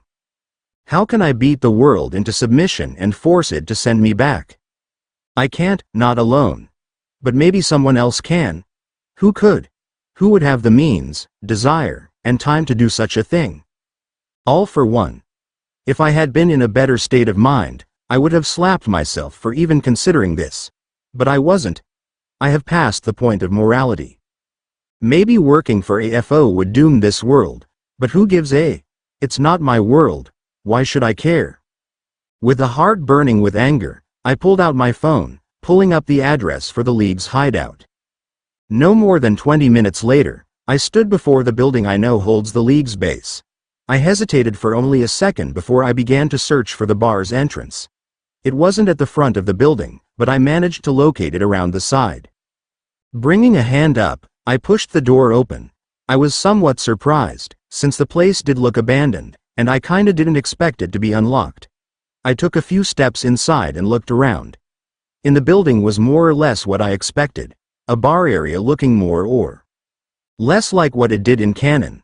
Something that surprised me a bit was Kurogiri standing behind the counter, making no attempt to hide himself. Kurogiri turned his head towards me. "Apologies, but I don't think you're supposed to be here." I gulped, before steeling my nerves and responding. "I need your master's help." Kurogiri froze, staring straight at me. "I have information. I can help you, there's something I need that only he can do." As I spoke, I felt a sinister presence behind me, one I hadn't felt appear. An all too familiar raspy voice spoke. "Oh. And what exactly could a low-level NPC like you know that Sensei could want?" I felt a hand clasp around my neck, 4 fingers holding on with a 5th hovering slightly. You're Shigaraki, right? I know things, I can tell you the future." Shigaraki chuckled. "The future? Interesting. And how do I know that you're not just here to try and grief us?" "You can ask Sensei for proof. I know things about him, about you and about the future." Shigaraki chuckled again, before letting go of my neck. He walked over to the bar and sat down, gesturing me over. As I walked over and sat down myself, I noticed the TV across the room, the one I know All for One uses. As soon as I sat down, I began to speak. "The reason I came here today is because I need your master's help. I need to return to my home, and he's the only person I can think of that can help me do that." "What, can't afford any fast travel?" Shigaraki interrupted. "I'm from another universe." At this statement, Shigaraki burst out laughing. "Okay, sure. Now I know you're just trolling." I narrowed my eyes. I knew it would take some convincing. In my world, the events of this one were nothing more than a manga, anime. "Your name is Tamura Shigaraki, leader of the League of Villains. In a few days you will break into UA to steal a class roster. In 3 days you will lead a large force against the USJ with the goal of killing All Might using a Nomu. Your sensei is a man named All for One, who is 200 years old and wields many quirks." Tamura is staring at me now, eyes narrowed. "Oh please. Any player with even a single point in information gathering could tell you most of that. And anyone dedicated enough could tell you the rest." I narrow my eyes back at him. I know I'm in deep shit, but I press onwards. "Your attack against the USJ ends in failure. All Might beats the Nomu and you get shot before escaping. The next major thing you do is during the UA internships, where you attempt to recruit the hero killer Stain. He turns you down, believing that you lack conviction. In retaliation, you attack Hosu using several Nomu." Shigaraki narrows his eyes again. "All that could just be you making things up. You will need more than a bunch of made-up info to prove this. Otherwise, you will have just wasted my time, and I hate griefers who waste my time." Shigaraki's hand clenched around a glass, turning it to dust. I sigh. Guess I need to bring out the big guns. I turn towards the TV. "All for One, I know you're listening. Almost 200 years ago, you had a brother. He was sick and quirkless, and you gave him a quirk. A strength stockpiling one. As it turned out, he had a quirk all along. One that let him pass along his own quirk. That quirk has been passed down through many people, currently residing in All Might." Shigaraki opened his mouth as if to speak, but he was interrupted by a voice coming from the TV. Even though it was only digital and the speaker wasn't anywhere nearby, I still felt a chill crawl down my back as All for One spoke. "Interesting. I made sure that any information about that was lost. It seems you really do have a lot of knowledge. You say you will tell the future in exchange for my help?" I swallow nervously. "My name is Michael, and I need to get home. To my family. I need to make reality my bitch for that. I can't think of anyone else with the resources and power to help achieve it." All for One is silent for a moment. "And what is your world like?" "Well, my world is pretty normal. We don't have quirks, and are in the year 2023. Other than that, it's more or less the same from what I know. All for One is silent for a few seconds, as if thinking. I see, it seems we may have the opportunity for an interesting partnership, and since you're in UA, you can supply us with direct information about the hero's plans as well. He knew I was in UA. There is one more thing, I'm not the only one. It seems at least half of the people in my class at UA are also from my world. Many hold more information than me, and they seem dedicated to stopping you. All for One let out a hum at that. Well, that's fine. You can serve as a spy, keeping us informed about anything that occurs. For now, why don't you inform Tamura of what you know, and I'll begin looking into any ways to reach your world. From there, I speak to Tamura, who seems absolutely delighted to have a guidebook. I tell him what I know happens. I explain the USJ, the Hosu attack, the attack on the training camp, Bakugo's kidnapping and the battle in Kamino. I tell him how the USJ attack goes, with Class 1A being spread around, how Kurogiri allows Iida to escape, how All Might arrives late, how Nomu gets beaten by All Might. I explain that Stain rejects them, saying they lack conviction. Tamura gets upset and launches an attack on Hosu using some Nomu. How this attack causes people to believe that the League is in an alliance with Stain. I explain that the League gets more members after this. I tell him about the ones I know. Da being Toga, Dabi, Spinner, Twice, Mr. Compress, Mange, Muscular, Mustard, and Moonfish. For some reason, when I tell him that Toga and Dabi join after Hosu, he chuckles like he is amused. I raise an eyebrow but decide not to say anything. If it's important, then he will tell me. I explain how an attack is launched on the training camp, and how all things considered, it goes well for them. They bring a Nomu with chainsaws, and while they lose Mustard, Moonfish and Muscular, they do succeed in kidnapping Bakugo. I tell him how Bakugo rejects them, since he wants to be a hero.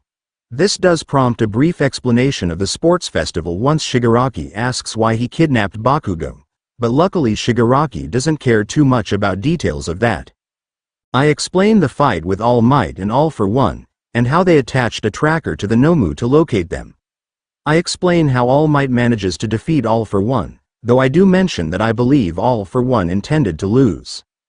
I tell him about the things that happen after that, the overhaul arc and the Meta Liberation Army. Things that while I know they happen, I'm unsure as to when or many details about. All I really know about these moments is that they happen. For the overhaul arc, all I know is that the Yakuza is doing some things with Quirk erasing bullets. I don't know where their base is or when things happen. I don't even really know any names. For the Meta Liberation Army, things are even more unclear. All I know is that they exist and Tamura manages to recruit them. I don't know how, when or why. I do mention something happens at Island, but I don't really know too much, though. I do mention that it might be led by someone called 9. But that could also be someone completely unrelated. It's like a 50-50 chance. After I tell him everything I know, and answer any questions, he finally seems satisfied and dismisses me. By this point, it's almost 3 in the morning. Surprisingly, it takes a very long time to explain the plot of a series in detail. As Tamura walks away, presumably to go play video games or something, I sigh. God, I'm going to be so tired tomorrow. What I wouldn't give to have my iced coffee. Kurogiri speaks up, startling me. I have quite a collection of caffeinated beverages. I'd be more than willing to share some with you if it helps you get settled in. I raise an eyebrow. I doubt you have a dare, so maybe just a basic iced coffee? Something to help give me the kick I'm going to need tomorrow. There's silence for a moment before Kurogiri warps away. He's only gone a brief moment before returning, holding a bottle of iced coffee. It's not a brand I recognize, and I graciously take the bottle. Thanks, Kurogiri. You're an absolute legend. The pleasure is all mine. With that, I take my leave, heading out and walking back to Sato's house. As I walk, it finally hits me. I'm a villain now. I'm working for All for One. Well, I'm not going to let anything get in my way. I will get home. I will see my family again. And I don't care what I have to do to get there. Chapter end notes. Bam. Surprised. I knew early on that the main issue with this project is that you only need to really read a few of the fics to understand what you need. So, I decided to make this. Now, only people who read each FIC will know that UA has a traitor again. Anyway, leave any feedback you have. See y'all later. Adios. Chapter 3. I awoke feeling something. I'm not sure what you're supposed to feel after joining an evil league, but whatever you're meant to, I wasn't. I got out of bed and got dressed for school. It was o'clock in the morning and I felt like shit. A glance at the clock and some quick maths told me I had gotten barely 4 hours of sleep. As I walked downstairs and grabbed something to eat for breakfast, I considered what actions I could take today. I know battle trials happen today, but I have no idea who I'm facing. Now that I'm thinking of my classmates, that's a whole can of worms. About half are like me, but who knows if that is the actual amount? What if someone didn't speak up? Well, no point in worrying about what ifs. After I finish eating, I begin to wonder what I should do now. I have no intentions of betraying AFO. He's the only person who could possibly get me home, but how do I be most useful? I'd have to keep track of things, such as people's strengths and weaknesses, as well as knowing exactly who is the biggest threat to the league. These questions fill my head as I drink the coffee Kurogiri gave me. With an hour before I have to be at UA, I leave the house. UA is at the exact distance from Sato's house where it's not worth it to catch a train or bus or anything, but is also still a long walk away, so I have plenty of time to ponder these things while I walk. It's probably not a good idea to constantly visit the league's hideout, just in case someone decides to follow me for whatever reason, so I should probably find a way to contact them without going there. Maybe I should get one of those burner phones. As expected, I arrive to UA with 25 minutes left till class starts. Looking at the schedule, one sees that heroics is the last class of the day, meaning I have plenty of time before I'm expected to do anything major. As people arrive to class, I exchange basic pleasantries with them. I don't spend much time talking to them. After all, why would I? The day drags on. I do my best in the classes, and answer any questions I'm given, but I do try to keep my head down. I seem to be doing well, since no one seems to pay much mind to me. Seems even when they know I'm an insert, they still can't help but see me as a background character. As the bell rings for lunch, I decide to take this time to wander. I don't interact with the rest of the class as I leave the modern art room. As I walk, I'm lost in thought. I can't help but keep wondering how this whole traitor thing is going to work, but I assume I'll find out more when I visit the bar later. While I wander, I accidentally bump into someone. Oh shit, my bad, I say before I realize who, exactly, I bumped into. It's alright. I should have paid more attention, Ectoplasm responds. As I keep walking, Ectoplasm speaks. You're one of the students who had the extra memories added to theirs, yes? Yay, I am. Why? I turned to look at him. I was just wondering how you were feeling. I would imagine some of you aren't taking this too well. I was somewhat surprised. Has it been that obvious? I won't lie, I could be better, but I've been working through it. I would be more concerned if you weren't having a hard time, Ectoplasm replies. Just remember, if you ever feel like you need help, you can always speak to one of us faculty members, and Hound Dog's office is always open. I nod my head. Thanks for the offer, sir. I'll admit, I'm also concerned about the USJ. Have you been told about that? Ectoplasm nods. Yes, to an extent. Rest assured, we have no intentions of allowing it to happen as it was going to. I narrow my eyes. This could be a good chance to gain information. How can you be sure? Ectoplasm hesitates before responding. Well, details are still being worked out, but we have a general idea. Don't worry, you and your classmates will be in a safe area. Your class will learn more closer to the actual date. I sigh. I see. I suppose that's good. Takes a weight off my shoulders. Thanks. With that, me and the teacher part ways. Well, I think to myself, it's good to know the teachers are nice. After a long day of schoolwork, it's finally time for heroics. People are excitedly chatting amongst themselves while we wait for the teacher. We all know it's All Might, but some of us think they might change it just as a surprise. At some point during the day, I had pulled out one of my notebooks and started writing things down in it. Notes on my classmates, as well as notes on the school itself. After all, I needed to use something to keep track of all this shit. IAM. A booming voice could be heard. Everyone goes quiet as the window is flung open. Here, coming through the window like a hero. Never before could I say I'd seen a buff blonde man in spandex come climbing through a window, but now I could. The first thing I noticed was his height. Holy shit, All Might is tall. The second thing I noticed was his muscles. God damn, this man is built. People excitedly murmured, ecstatic that they got to learn from the All Might. But the talking was cut off by the hero's booming voice. Welcome, students, to the most important class at UA High, Foundational Hero Studies.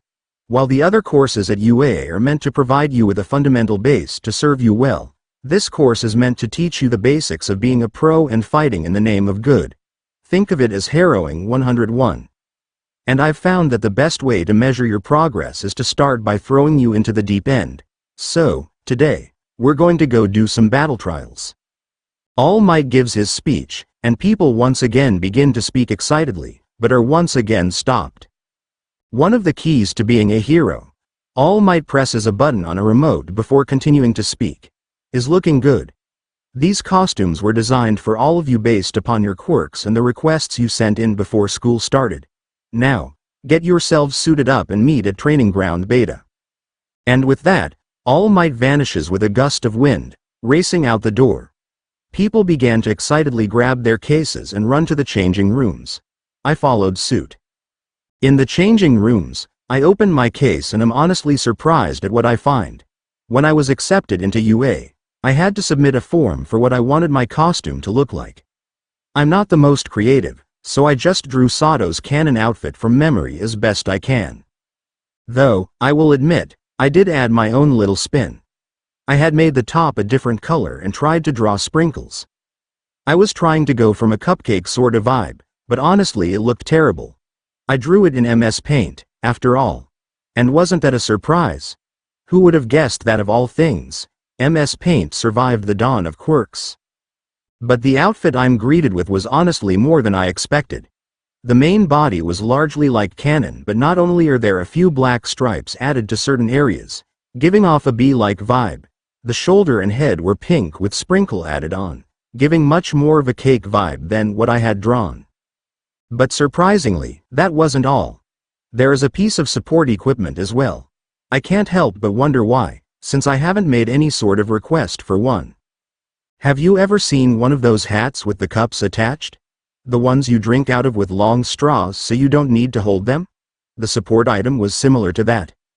The item had a large tank that would attach to my belt and was filled with liquid sugar. 2 tubes split off the tank and wound all the way up to my head, where the ends were positioned in front of my mouth, allowing for easy sipping access. I'll admit it takes me a hot minute to figure out how to put it on, but when I did, I came to a conclusion. I hated it. Don't get me wrong, it's nice and all, certainly something a family-friendly hero would wear. Very marketable and all that.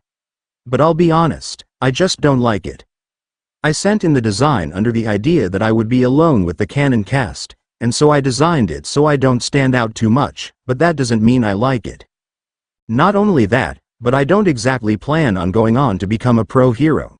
I'm either going to get home or die trying, so an outfit like this just doesn't work out too well. Honestly, I feel like a suit of armor or something would be better, or at least it would be a lot cooler. Still, a costume is a costume, so I put it on and headed out. As everyone left the change rooms, I noticed that some others also had costume changes. I don't get a very good look at most, though, and end up not paying too much mind to them. Upon reaching Ground Beta, All Might is there waiting for us. They say the clothes make the pros, young ladies and gentlemen, and behold, you are the proof. Take this to heart. From now on, you are all heroes in training. This is getting me all ramped up. The man's grin turns menacing. Now then, Shall we get started, you zygotes? I can hear a few people talking to each other about their costumes, but I don't pay too much mind to them. A few others do take note of my costume, but no one really speaks up about it, since it's not really anything too special. After a few brief moments of conversation, All Might speaks up once again. Listen up. Now that you all are ready, it's time for combat training. As you're no doubt aware, most of the villain fights you see on the news take place outside. However, statistically, most conflicts with dastardly evildoers take place indoors. That's why today we're going to get some practice with some 2-on-2 battle trials. Surprisingly, or maybe not too surprising now that I think about it, Yaoyorozu raises her hand and speaks up. Isn't that a bit advanced for us? We're still in our first day of full classes, after all. All Might lets out a booming laugh at this before answering. The best training is what you get on the battlefield. But remember, everyone, you'll be dealing with real humans now, not robots. Be careful with your quirks, but also be aware that their strategies will likely be different than those shown during the entrance exam. The setting is this. All Might quickly pulls out a script from somewhere. The villains have, somewhere inside their hideout, hidden a nuclear missile. The heroes must foil their plans, either by tagging the missile or capturing the villains with this capture tape. Similarly, the ne'er-do-wells succeed if they either capture both heroes or they successfully protect their payload until the time runs out. We'll be choosing teams by drawing lots. With this being said, All Might began to draw lots. There are some surprising teams, and I am pleasantly surprised to find out mine. The teams are as follows. Team A. Bakugo and Sato Team B. Hagakure and Shiro Team C. Kirishima and Midoriya Team D. Mineta and Tokiyami Team E. Mina and Shinso. Team F. Tsunotori and Yaoyorozu Team G. Koda and Shoji. Team H. Iida and Ojiro Team I. Asui and Kaminari Team J. Jiro and Uraraka. There is a lot of chatter at these teams, and Bakugo and I make eye contact, but other than that, we don't not interact. Sure, maybe it would be smart to start planning and talking, but let's be honest. This is Bakugo. He isn't really known for being a people person. And the first teams to fight will be these guys. All Might booms out as he draws lots. All Might reveals the drawn lots, showing that Team I would be the heroes and Team B would be the villains. And with that, the battle trials commenced. Battle 1. Asui and Kaminari as the heroes vs Hagakure and Shiro as the villains. Battle 2. Jiro and Uraraka as the heroes vs Iida and Ojiro as the villains. Battle 3. Mineta and Tokiyami as the heroes vs Tsunotori and Yaoyorozu as the villains. Battle 4. Sato and Bakugo as the heroes vs Shinso and Ishido as the villains. Wait, that's me. As the last match finishes, Bakugo and I begin to make our way to the battlegrounds. As All Might says his basic pre-battle spiel, I am busy thinking. Alright, so I've been paired with Bakugo. That's great, actually. His quirk is strong and his head is strapped on tight. Plus, we're up against Shinso and Ishido. All things considered, I think this will be a breeze. As we head out to the battlefield, I run some ideas through my head. I don't worry too much about thinking through the actual fighting, since, quite frankly, I don't think it's going to be hard. By the time we make it to the building that Ishido and Shinso are hiding the bomb in, I have a pretty decent plan in mind. Turning to Bakugo, I begin to speak. Alright, so I've got something of a plan if you want to hear it. I don't really expect Bakugo to listen, but it doesn't hurt to ask. Fine. Considering you're one of those inserts or whatever you called yourselves. What do you got, big lips? I honestly didn't expect him to actually want to hear it. But despite sounding annoyed, it seems he does. I begin to explain my plan, as well as explain Shinso's quirk to him. So, I reckon you can use your quirk to propel yourself up to the top floor and search top to bottom. I'll go from the bottom up, and we can cover more ground. The purple-haired one is likely our biggest threat. He can brainwash you if you respond to anything he says. Just don't respond and he's dead. Despite how long-winded that got, Bakugo does seem to be paying attention.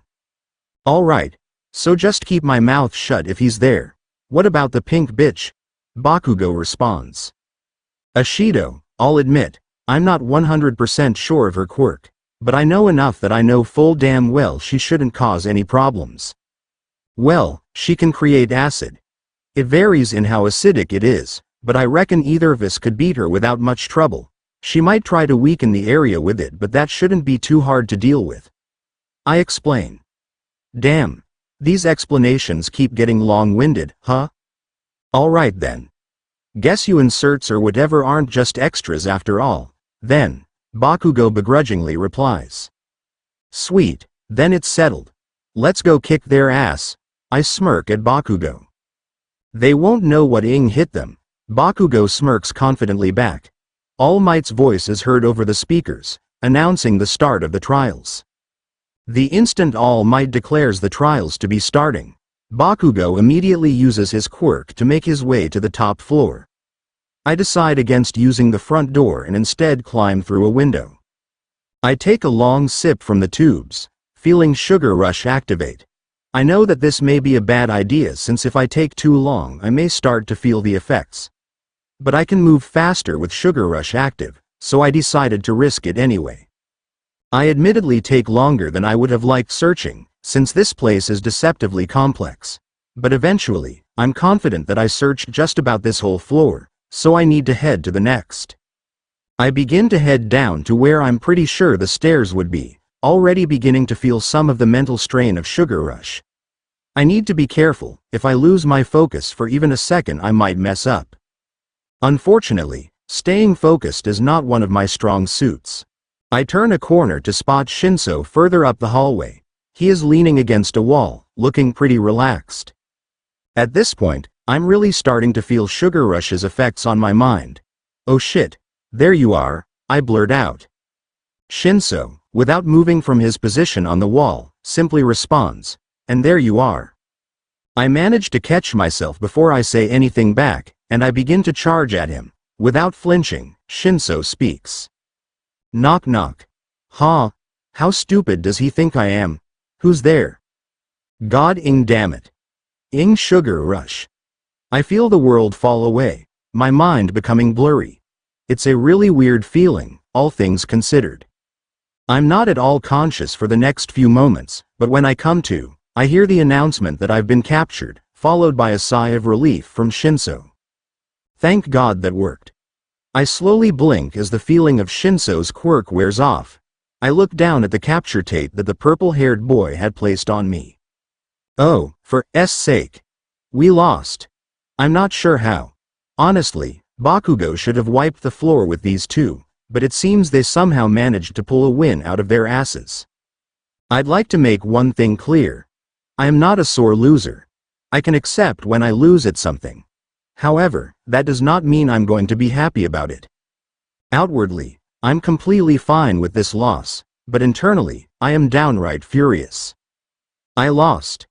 Me, Sugar Rush is so useless. If it didn't make me stupid I wouldn't have responded. I should have kicked his ass. I should have won. As we return to the control room, All Might begins to speak. Well done, everyone. Young Bakugo is safe and sound in Recovery Girl's office, and should be released by the end of the day. Now, can anyone tell me who the MVP is? I honestly didn't care. I knew it sure as shit wasn't me or Bakugo. Kirishima was the one to raise his hand and make a suggestion. Ashido, right? Since she trapped her whole area and then beat Bakugo? I have no idea what he means, since I was on the first floor the whole trial and so have absolutely no idea what happened with the others. Incorrect. The MVP for this exercise was actually young Shinso. Can anyone tell me why? All Might booms out, surprising me with this pick. I mean, sure, he did beat me, but still, MVP. To my surprise it is Mineta who speaks up next. 'Cause he didn't melt everything, right? All Might lets out a hearty laugh as he answers. Correct. While young Ashido had a flashier fight, and did a fantastic job enraging her opponent to distract him, young Shinso did successfully take down young Sato without melting the majority of his floor. Young Sato, All Might turns to address me after he finishes speaking. I look up from the floor I had been staring at while dwelling in my frustration. Do not feel discouraged. You had the unfortunate luck to be placed against someone whose quirk works against you. In the future, in similar situations, I would caution against using your sugar right away. Saving it for the opportune moment gives you a catalyst to use to your advantage. Finally, before we move on, everyone take caution from young Bakugo. It is always best to test our support items in a safe environment, like these battle trials, rather than use them out in the field for the first time. Now, onto match number 5. And with that, the next team makes their way into the battlegrounds. I don't end up paying much attention to the next team, which does impact my note-taking. While I had detailed notes on the previous battles, I'm too busy stewing in my own thoughts to write detailed notes on the last one. I do make notes, but I'll admit they are really not up to my standard. This is most unfortunate because the last fight has Kirishima and Midoriya as the heroes vs Koda and Shoji as the villains. While my notes aren't bad, they also aren't the best. But I suppose that doesn't matter too much, they will do. As the lesson concludes, I head out. At first, I wanted to leave right away, but I just don't want to put up with this shitty costume for longer than I really need to. Pulling out the map, I head over to the support department. Upon arrival, I see that it's mostly empty, save the teacher. Powerloader looks up from his desk as I enter. Oh, hey there. Anything I can do for you? I hesitate for a moment as I ponder what to say. I want to learn metal work so I can make myself armor, I eventually settle on. Powerloader chuckles. It's good to want to learn new things, but I think it would be better if you just ordered some. You're one of the hero students, right? If you submit a costume update request, then it can be developed professionally and save you the trouble. I shake my head. I'd prefer to learn it myself, if it's possible. I'd just prefer it. Powerloader shrugs. Well, I do still think you'd be better off making a request, but I can't stop a student from learning something new. Always nice to have extra folks with an interest in developing support gear. What's your name? Sato. Rikido Sato. I hesitate before deciding to stick with Sato. They don't need to know my real name. Alright. Sato, I'll look into getting you signed up for some of the after-hours metalwork classes. Check back with me tomorrow and I'll have it sorted out. I politely bow. Thank you, Powerloader, sir. Powerloader chuckles. No need to be so formal, I'm just doing my job. Is there anything else I can help you with? I think for a few moments. No, that's all, really. Thank you. With that, I head out. I make my way to the front gate and begin to walk. I wanted to head to the bar as soon as possible, but I don't want to go directly there. Call me paranoid, but I don't want to blow my cover this early. Walking around gives me plenty of time to consider what I want out of the armor I will make. I consider a basic set of armor, but I want more. If I'm doing this, then I'm going all in. My mind flashed to a game I played back in my world. More specifically, it flashed to a mini-boss. Ultimate Knight. Wantwalker. A minor boss that not many cared about. Only appearing in a section of the game used for auto-farming materials, and wasn't even a boss of the farmed stages. But his design was great, at least to me. I could remember it clearly. I knew that was the armor I wanted. I could figure out the logistics of it at some other point, but for now, I decide to keep walking. I spend a while wandering aimlessly, walking in and out of shops without much thought. A jewelry store here, a grocery shop there, an electronics store, a clothes shop, an alcohol shop. My aimless wandering seems to have paid off, as I'm now staring at a bottle with prices a tradie would kill for. No one bats an eye when I walk in, since Sato is 6'1" and built like he eats elephants for breakfast. I spend some time looking over this shop's contents, seeing the different drinks. I don't expect to see any I recognize, since I'm 200 years in the future and nothing I know would still exist since I'm in a whole other country. I am surprised when I spot a brand I do recognize though. But of course, the world just has it out for me. After all, How else is the only brand I know that's here is Ton. Turning away from the abomination, I spot something I find hilarious. Generic alcohol. That's the brand name. No joke. It's a blank green can with the words, generic alcohol, on it. So of course, I grab a can of that. I consider getting a whole pack, but there's no real point, since I'm not sure if I'll actually enjoy it. Heading up to the cashier, I confidently hand over the can and the money to pay for it. The cashier takes one look at me and just scans it with no questions. Turns out, if you look like an adult, and act like an adult, people will assume you're an adult. With the drink now in my possession, I head out of the store and crack it open, giving it a sip. Damn, that's a deadly drop. After about an hour spent walking around town, I finally made it to the bar. Entering it, I find Kurogiri standing behind the bar. No sign of Shigaraki, though. Kurogiri's yellow eyes look up at me as I enter. Ah, welcome back, Michael. Hey, Kurogiri. I took a few notes on things that might be useful, but they mostly consist of things like my classmates' strengths and weaknesses. I grabbed the pages I had taken my notes on and placed them on the bar top. Kurogiri quickly warps them away. Thank you. I cannot guarantee you that Master Tamura will read them, but if he does then I'm sure he will find them to be useful. I hesitate before speaking again. So, how is this going to work? I can't keep coming here every day, and I have no other way of contacting you. As I speak, Kurogiri opens a warp gate and pulls out what appears to be a phone. It's bland with no branding on it. He hands it to me.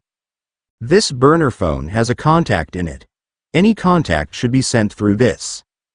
I take the phone and give it a look. Opening it, I'm prompted to set a password. After a few moments of thinking, I set it to something only I would know. Checking through it shows only a single contact named contact. Any communication will be done through this. For the time being, continue to compile notes like you have today. If anything specific is needed from you, then you will be informed. I pocket the device. Thanks. That's a big help. The pleasure is all mine, Kurogiri replies. Oh, something important to know. I was told by Ectoplasm, one of the teachers, that they have some sort of plan to stop you guys at the USJ, probably an ambush. I'll be able to give more concrete information later, but right now they're still working out details. Kurogiri listens as I speak. Once I finish, he nods. I will be sure to pass this information along to Master Tamura. With that, I decide it is time to take my leave. After saying goodbye to Kurogiri, I exit the bar. As I walk back onto the street and begin to walk away, I walk past a few people. As I brush past someone, I suddenly freeze. Quickly glancing backwards, I recognize the man I just walked past. I'm sure it's him. After all, not many people have piercing blue eyes, black hair, or dress like a Hot Topic junkie. But the most defining characteristic, and the thing that made me pause, is those unmistakable burns. With clean skin literally stapled on, and purple scars making up his face, I know I have just spotted Dobby. But to make things even more wild, he turns off the main street, heading down the alley leading towards the bar. What the? I can physically feel my brain blue screen as I watch him go down the alley. Is he going to the bar? And if so, does he know about the league? Or is he just walking through the alley for unrelated reasons? In the end, I decide not to worry about it, since if he has joined the league, that's not something that overly concerns me, and so I continue to head home. As I arrive home, I begin to consider the events of the day. Most of my focus goes towards the battle trials. More accurately, they are focused on how poorly I did. I am much calmer now than I was right after the event in question, so I decide to analyze what occurred. I triggered Shinso's quirk. Alright, that's the problem, so let's break it down. What caused me to respond to him? Answer. Sugar rush dulled my intelligence. So, with this in mind, I can deduce that the problem is that sugar rush makes me dumber. So how can I fix this issue? Let's break that down as well. How does sugar rush work? Answer. After eating 10 grams of sugar, I gain 5x the strength for 3 minutes. Eating more sugar extends the time. The longer the quirk is active, the more my intelligence is lowered. So let's consider that. What causes me to become dumber? The answer seems to be that it's just a side effect of my quirk, but that just doesn't feel right. What sort of quirk makes their user stupid? Okay, Kaminari doesn't count. He only does it when he goes over his limit. Actually, is it possible that the intelligence-lowering aspect of Sugar Rush is similar to that? In that, it only occurs because I go over my quirk's limits. But what would be that limit? The only thing that would fit is the time limit, right? What if extending my time by eating more sugar isn't actually intended, but simply an exploit? What if I'm only supposed to be able to go for 3 minutes, but by eating more sugar I go over what my quirk is meant to do? Hypothesis. My intelligence is lowered when I go over my time limit of 3 minutes. Now comes the fun part, testing. I grab some sugar that Sato keeps in his room for some reason and weigh out exactly 10 grams. I quickly eat it and start a timer as soon as I feel my muscles bulge up. After 3 minutes, I feel Sugar Rush wear off, but importantly, I do not feel any sort of tiredness. Conclusion. If I let my quirk run its course of 3 minutes, I do not feel any negative effects. It's possible that this is similar to a muscle in that if I do it once, I won't feel much. But if I do it multiple times in quick succession I may begin to feel the negative effects. Now to test if I start to feel the effects. I weigh out more sugar, this time eating 15 grams. This should make Sugar Rush remain active for 4.5 minutes. Starting a timer again, I wait to see what happens. After the 3-minute mark, I don't feel much different, but as more time passed, I did in fact start to feel it. By the time the quirk wears off, I'm somewhat feeling the effects. At this point, I only have one thing left to test. Weighing out another 10 grams of sugar, I eat it and start a timer once more. At around the 2:45 mark, I feel myself begin to grow tired. Once my quirk wears off, I know for a fact. Conclusion. Letting my quirk run out at the 3-minute mark allows me to negate most of the negative effects. But similar to Aizawa's quirk, the more often I use my quirk in succession, the less time it will take to feel the negative effects. Final conclusion. Change my strategy to refrain from going over 3 minutes unless I need to. With all this being done, I am honestly quite tired. Looking at the time, I decide it's probably safe to head to bed. As my eyes close, I can't help but wonder what tomorrow will have in store for me. The calm. Chapter notes. See the end of the chapter for notes. I wake up to a text. More specifically, it's a message from my lead contact. It's simple. Keep your head down. I decide not to worry about it very much. To be frank, I know that today is the media break-in and the day Shigaraki steals the schedule, so I'd obviously keep my head down. Though, I guess it proves that Aoyama doesn't steal it in canon like some people theorize. Or maybe he does but they trust me less. Either way, it doesn't matter. After eating my breakfast and doing my morning workouts, I still hate that. Who works out in the morning? Sato, apparently. I begin the trek to school. I make sure to try and leave earlier than normal to avoid the press, but a bunch are already camping out the front. The instant they see me walking up to the gates they immediately try and speak to me. Are you a student here? Are you from the hero course? Can you tell us anything about All Might? Questions are thrown at me willy-nilly, and I let out a sigh before breathing in and letting out a loud shout. Enough! Shut up and I'll speak. With that shout, they begin to quiet down.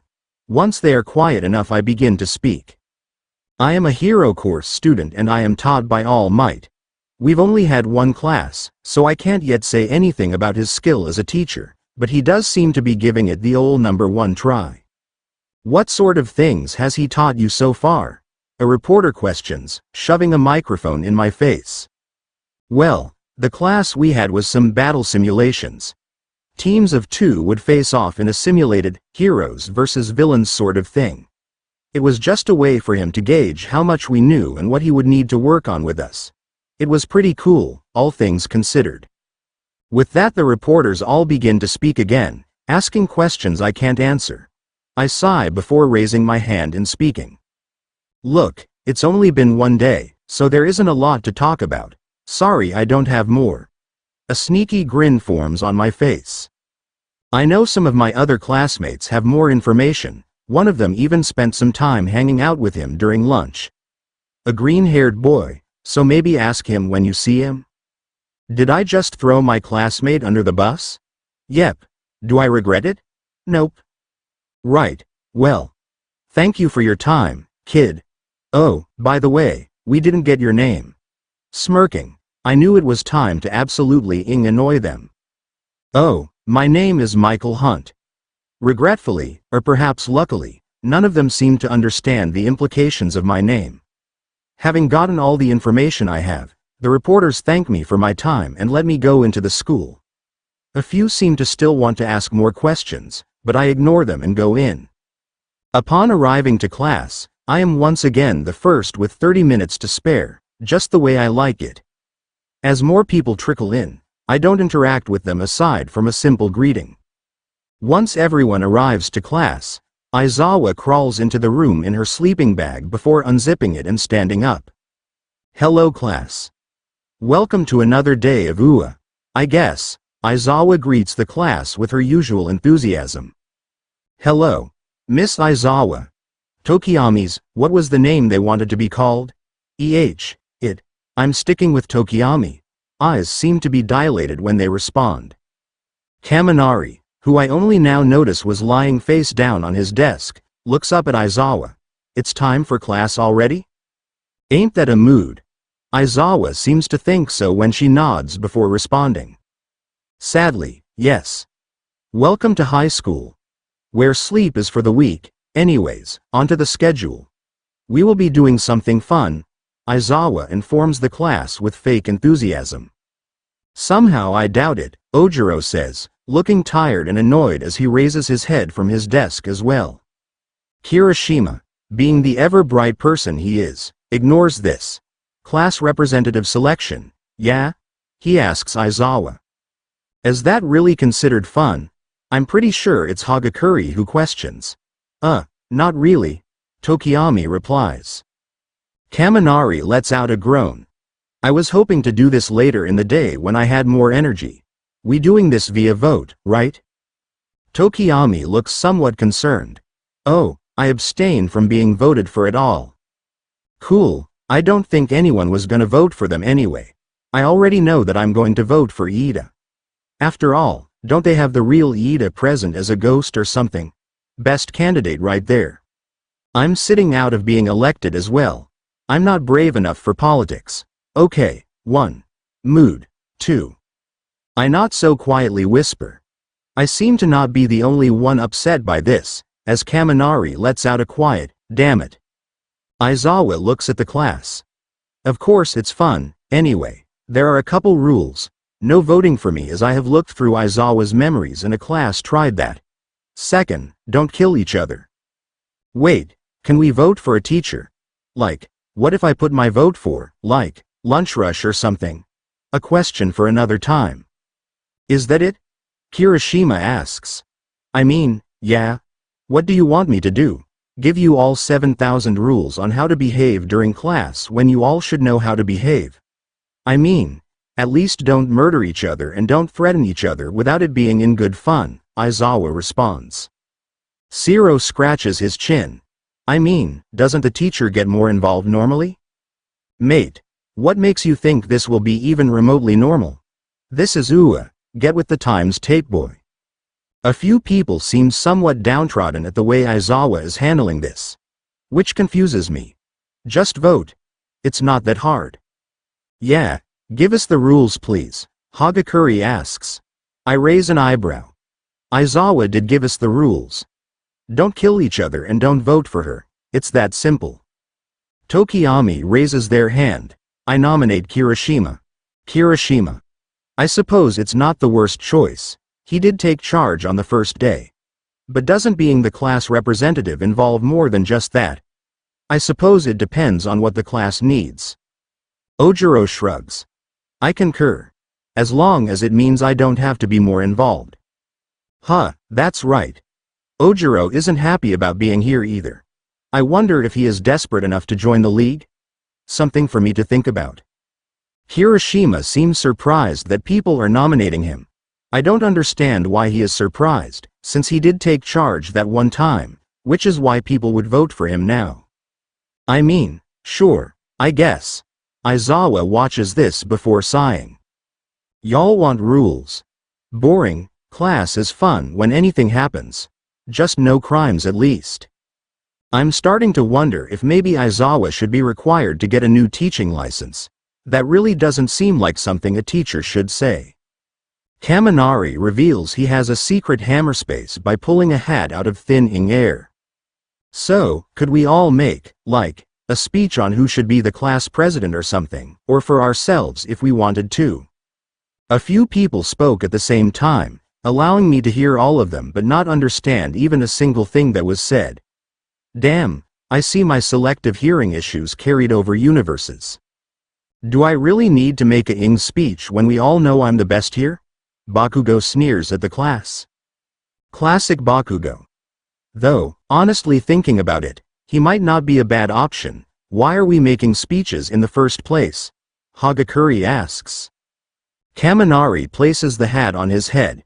It's fun, and it doesn't involve violence.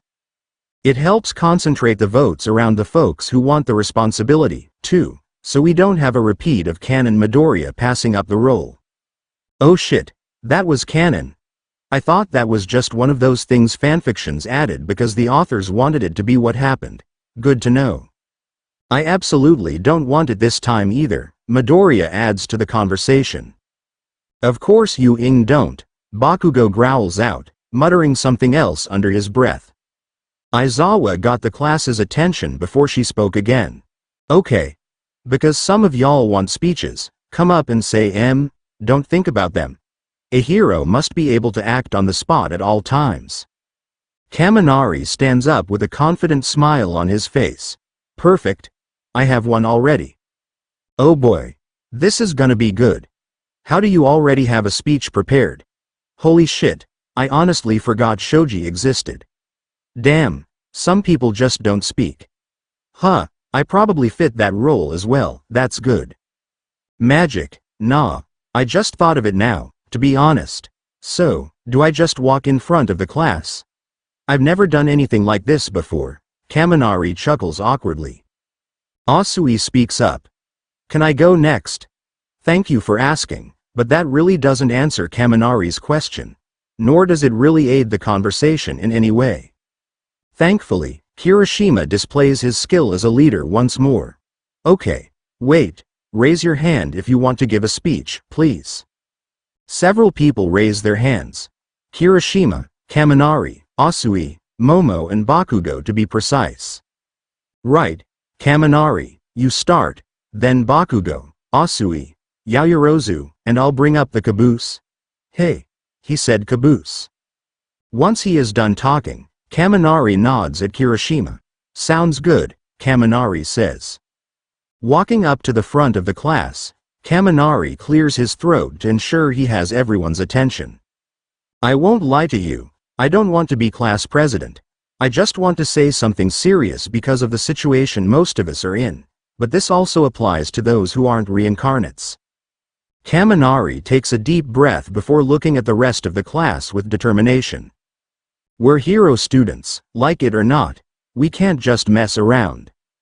I want to enjoy life, and I know most of you do too. And with most of our problems seemingly already gone, we shouldn't have much to worry about. But we don't know about the future. If we all intend to go down this path, then we should train for it and get better at using our quirks. We need to be better, stronger, faster. We can't just slack off. No. We have to put 200% effort into this to try and be the best heroes we can be. And with that, Kaminari bows before returning to his seat. I raise an eyebrow before muttering to myself. Huh, surprised someone's finally trying to kick everyone into gear. About time. Look at these twats. Doing nothing to get better. They told a teacher about the future and called it a day. I did not get dragged away from my home, my life, my family, just to sit around with my thumbs up my ass while other people do all the work. A few people nod and clap after Kaminari's speech. Holy crap, that speech was actually good.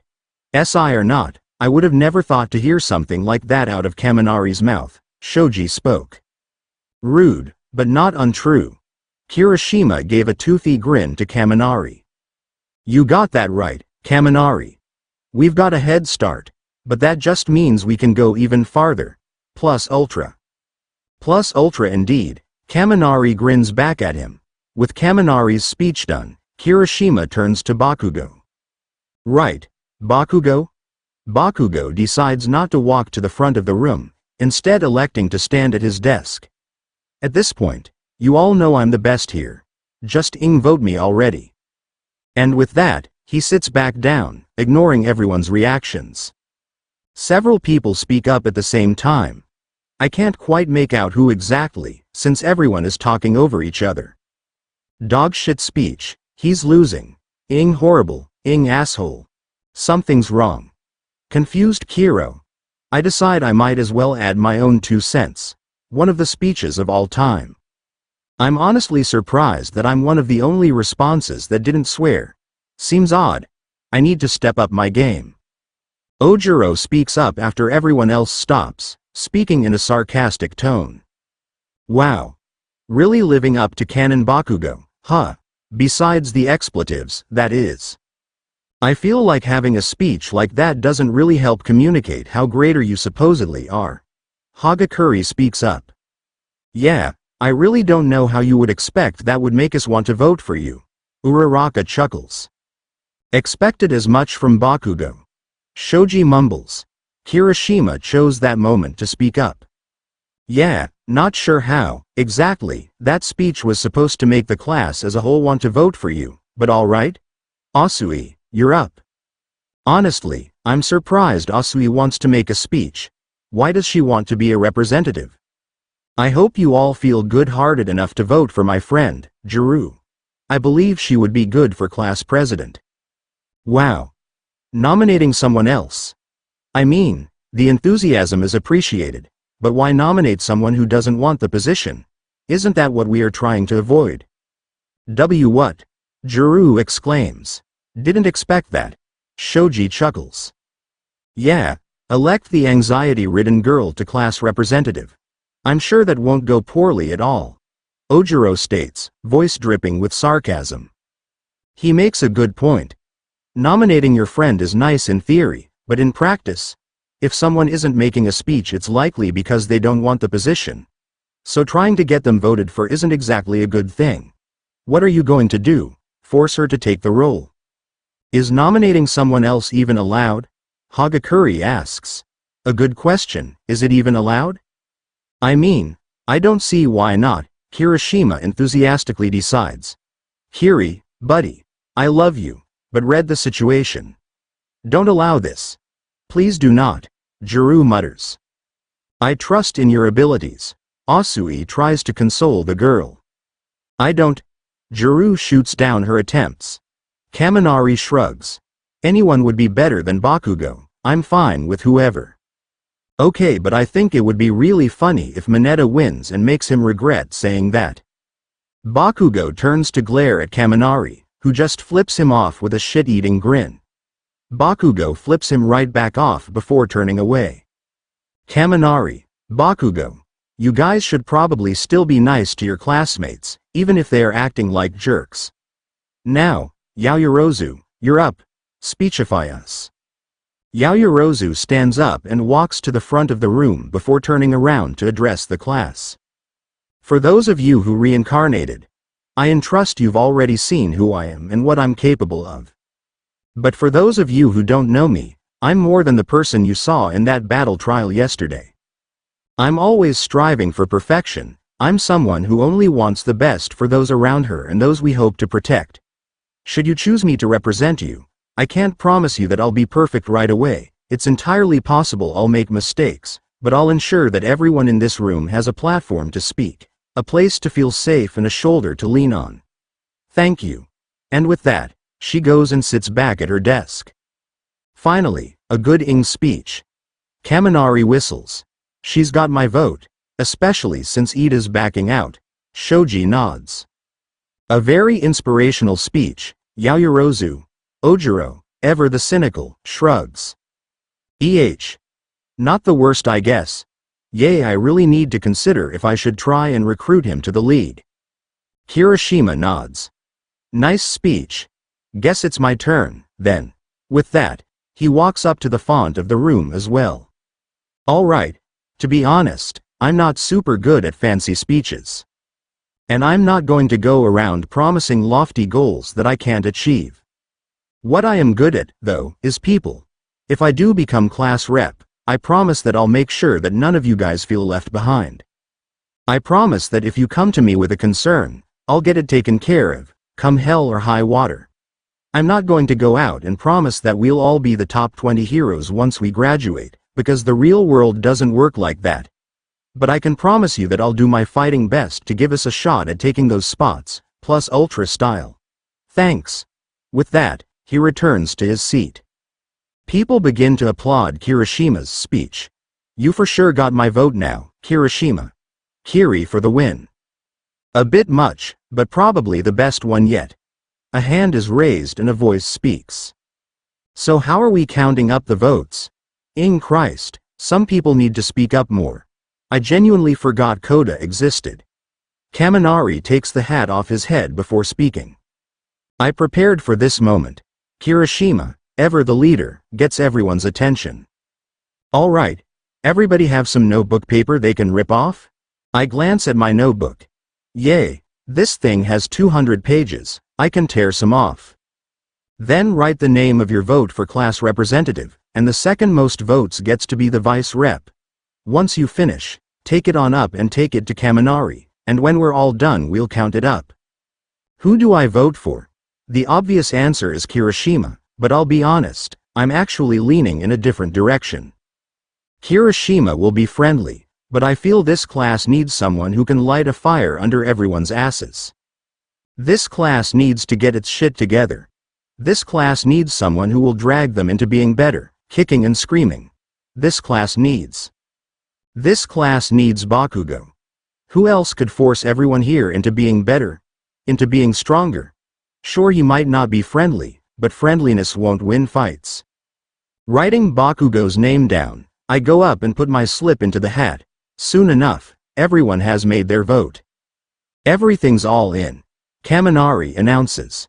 Kirishima goes up to the board. Right, Kaminari, read him out. One by one, Kaminari begins to read the votes. The results were honestly not what I expected. At the bottom is Juru and Bakugo, with 2 votes each. Huh, so I was the only one to vote Bakugo? Damn, that sucks. Surprisingly, that isn't the only tie.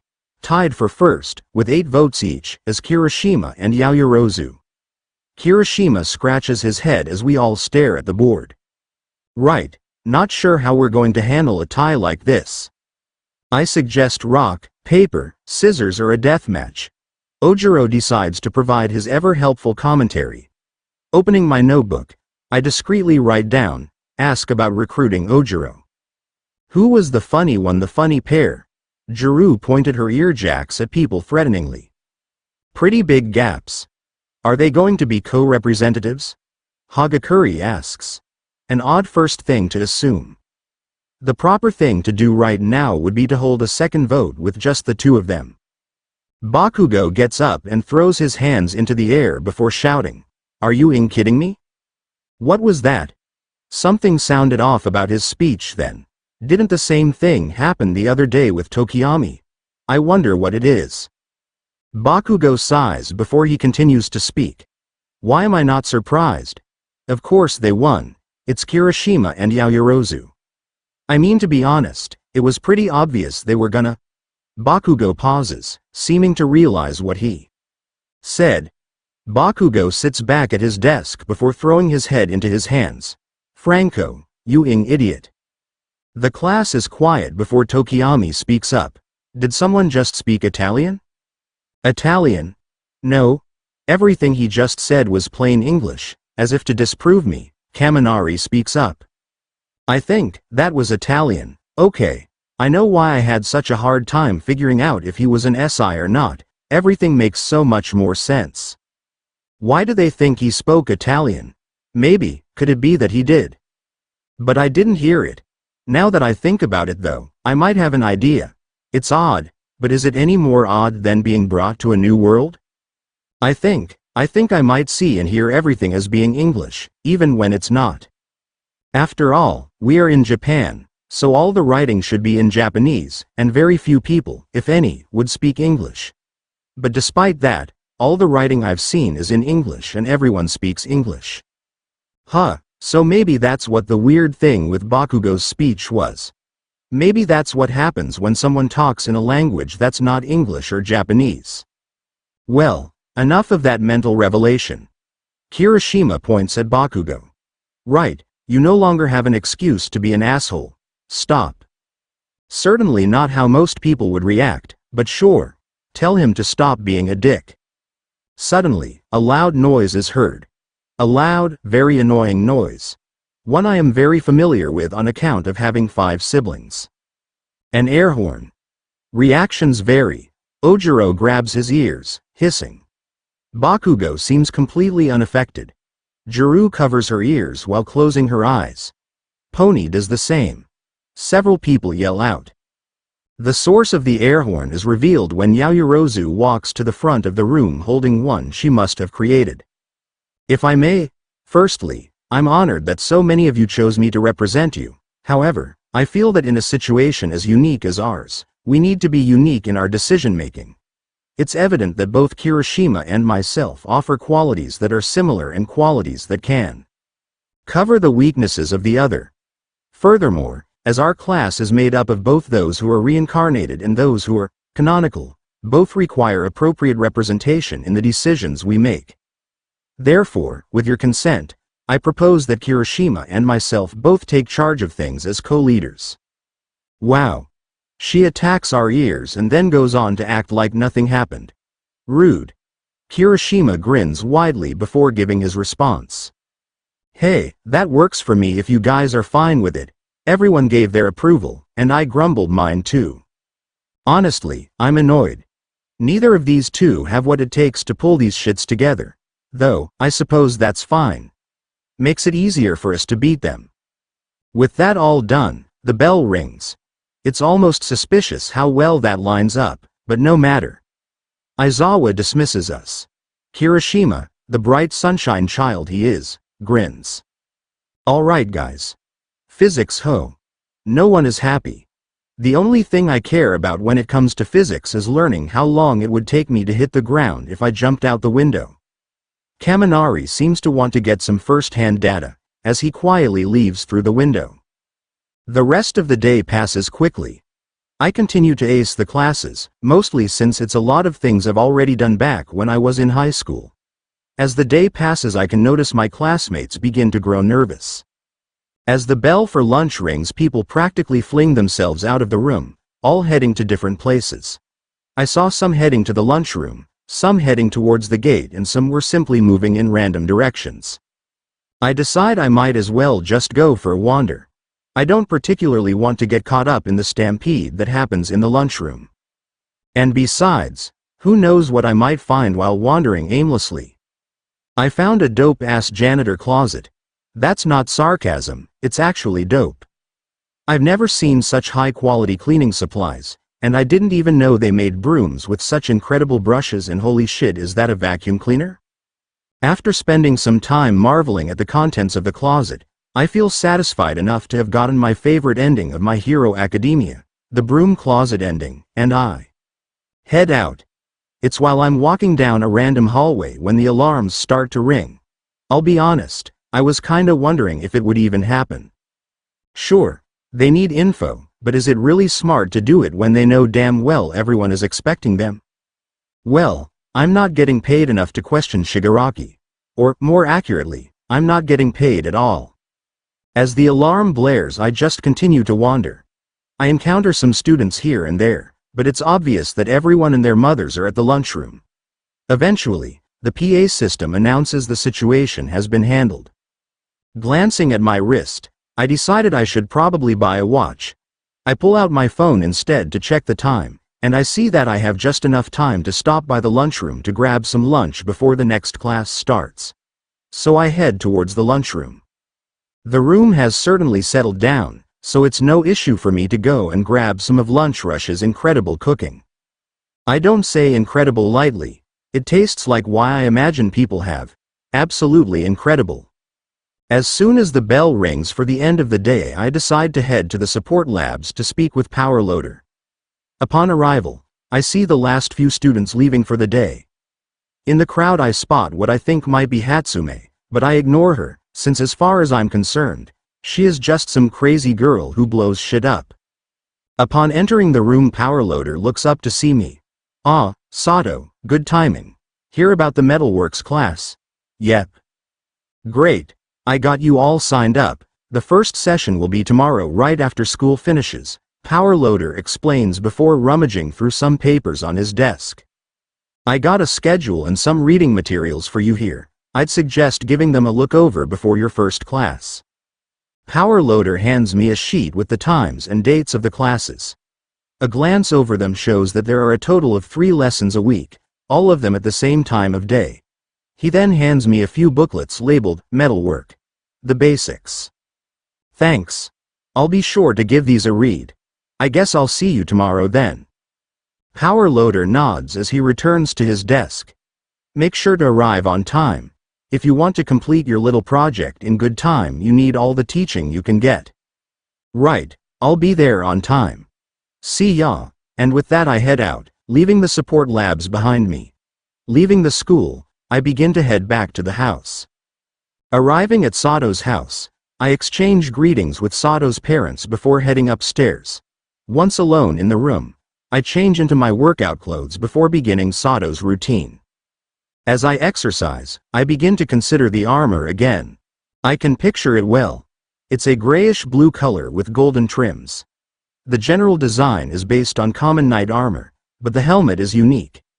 Instead of common head designs, instead it has 3 vertical slits, 2 allowing for sight and a 3rd for style. Atop the helmet is a half-circle design, circling the head with sharp spikes poking off. One of the most distinctive parts of the armor is on the back. 2 large scythe-like blades protrude, pointing upwards. These spikes are large, starting at the base of the back and reaching up to higher than the wearer's head. They probably aren't the most practical, but they are dope as though. I feel that the main armor won't need to be changed. Maybe scale the back blades down, but other than that I see nothing wrong with it. Though, I have no experience with armor, so maybe it isn't practical. Regardless, I won't change much if I can't help it. Though, with some more thought, I realize something I probably will change. The sword. Wantwalker's sword is odd. The blade is fine. It's a greatsword blade, meaning it's long. But as long as it's scaled properly for me to wield, it won't be a problem. The hilt, however, it's longer than the blade. In other words, it's less a sword, more a spear with too long a blade on the end. It's easily taller than Wantwalker himself, and frankly, I'd have no idea how to use it. With this in mind, I consider what I should do. Maybe I should just bite the bullet and make it how it is. I could probably learn how to use it, with enough time. But it might just be easier to swap it for a weapon that fits me better. Considering my options, I decide it would likely be better to just make something that suits me more, rather than trying to force myself to use something I don't work well with. How about a battle axe? It does suit my style of fighting more, that being less finesse and technique, more raw power. So what should the design be? Well, there is a battle axe in the same game Wantwalker is from. A great, golden axe. Sacred Treasure Rita. If I change the colors to match the armor, then I may just make that. Yay, that sounds good. As I finish thinking this through, I allow my mind to wander as I move through the rest of the workout. My mind wanders to many different things, such as the upcoming USJ attack. I can only hope that Shigaraki got the info he needed during the break-in. I haven't received any messages requesting actions from me, so I assume he got it. As I finish up the workout, I grab dinner. It's alright, could be better. 7.8 out of 10, too much water.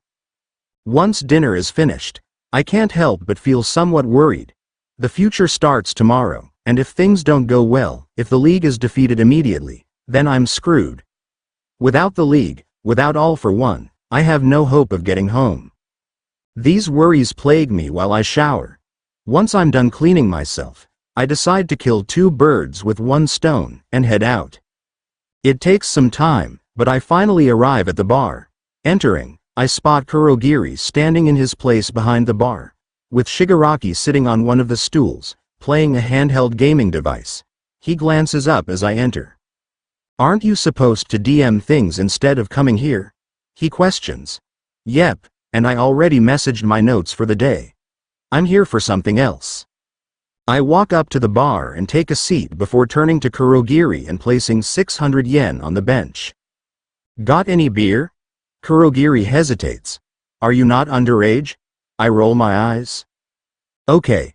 First, in my world I am 18, which is the legal drinking age. Secondly, what does it matter?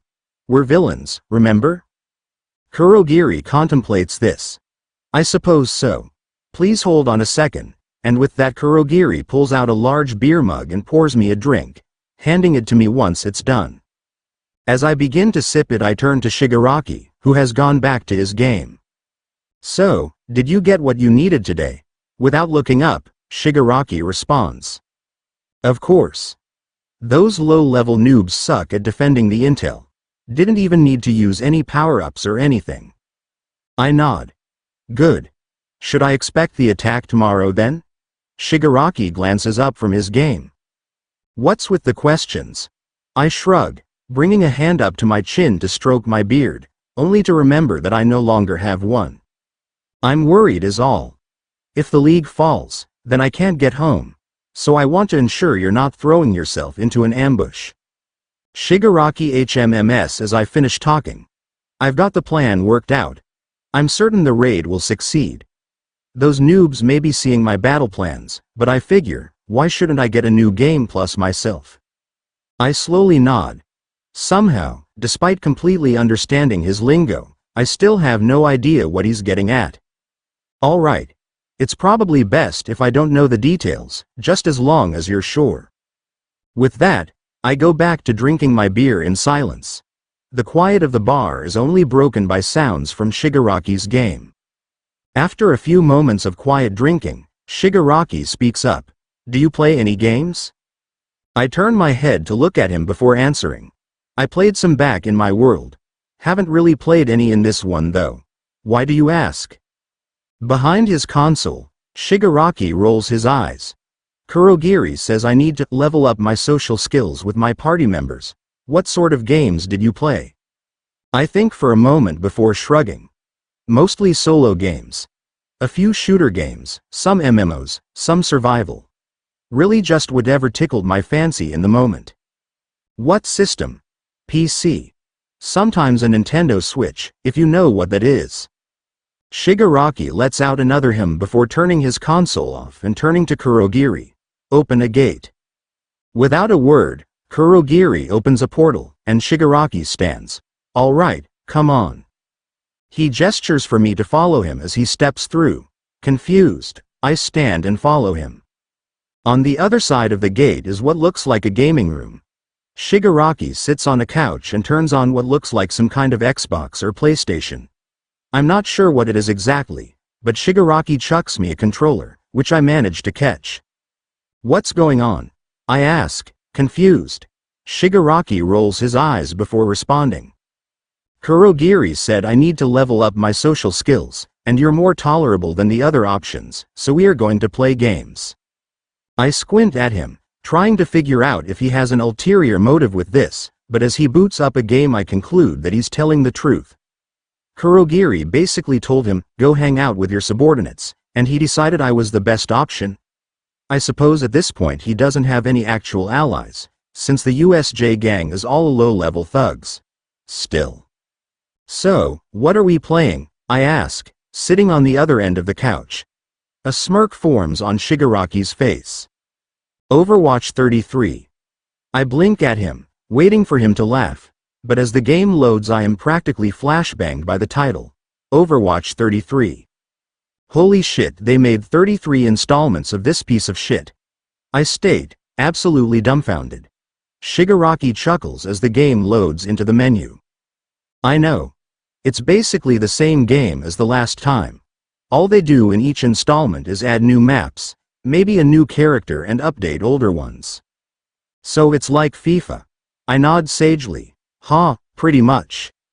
Shigaraki starts a round, and the next 4 hours are spent with me getting my ass kicked with Shigaraki laughing at me the whole time. Chapter endnotes on cut. Bam. Another chapter. Next up, the USJ. Or is it? With all the changes that have been made, who knows what could happen next? See you in the next one. The future begins chapter notes. See the end of the chapter for notes. I feel like I didn't sleep last night. Maybe it has something to do with me staying up until 2 in the morning gaming with Shigaraki. I say gaming, but it was more me refusing to learn how to play any form of Overwatch and Shigaraki laughing at my failures. Regardless, I wake up feeling like absolute shit.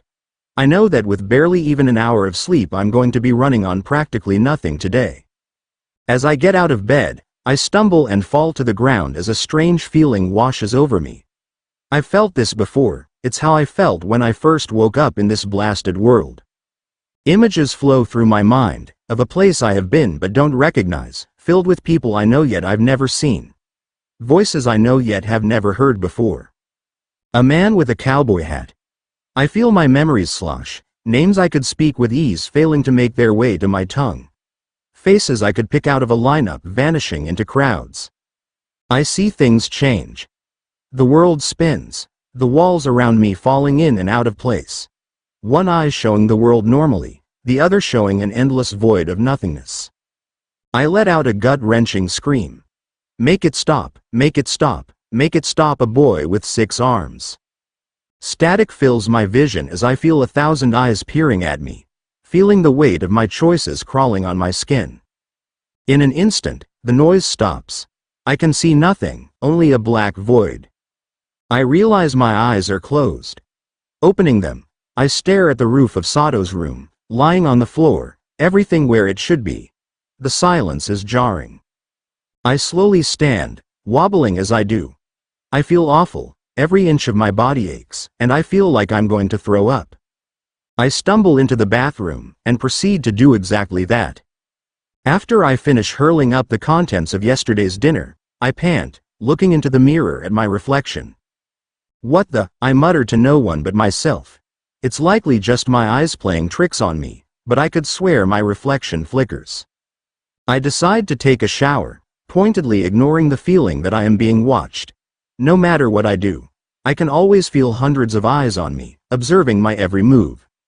As I step out of the shower, my body continues to ache, but the shower has helped, somewhat. I spend a moment pondering what just happened, but doing so just makes the feeling of eyes on me intense. It makes my skin crawl. I get dressed and try to take my mind off what just happened by checking my league phone. Today is the day of the attack, so it stands to reason that I should be asked to do something. Sure enough, a message is waiting for me. When your heroics lesson begins, send a message. It does not matter what the message says. Aside from that, keep your head down. All right. I wonder why I need to do that, but I'm not being paid to ask questions. Surprisingly, there is a second message as well. Dear Michael, thank you for spending time with Master Tamura last night. The two of you were up late, so I have gotten a gift for you to help you stay awake. You can find it in your fridge, Kurogiri. I blink. I honestly didn't expect that. I mostly just went along with him because he was more or less my boss. Regardless, I'm more confused that Kurogiri got me something. I know he is sentient, but I'm still surprised he would bother. Heading downstairs, Sato's parents are already gone, as usual. I'm still not sure what they do for a job, but they are almost always away. Makes things easier for me, I guess. At least they didn't hear my screams. I head into the kitchen and open the fridge, looking to try and see what Kurogiri could have possibly gotten me. Holy, I freeze, my eyes widening as far as they can. Am I dreaming?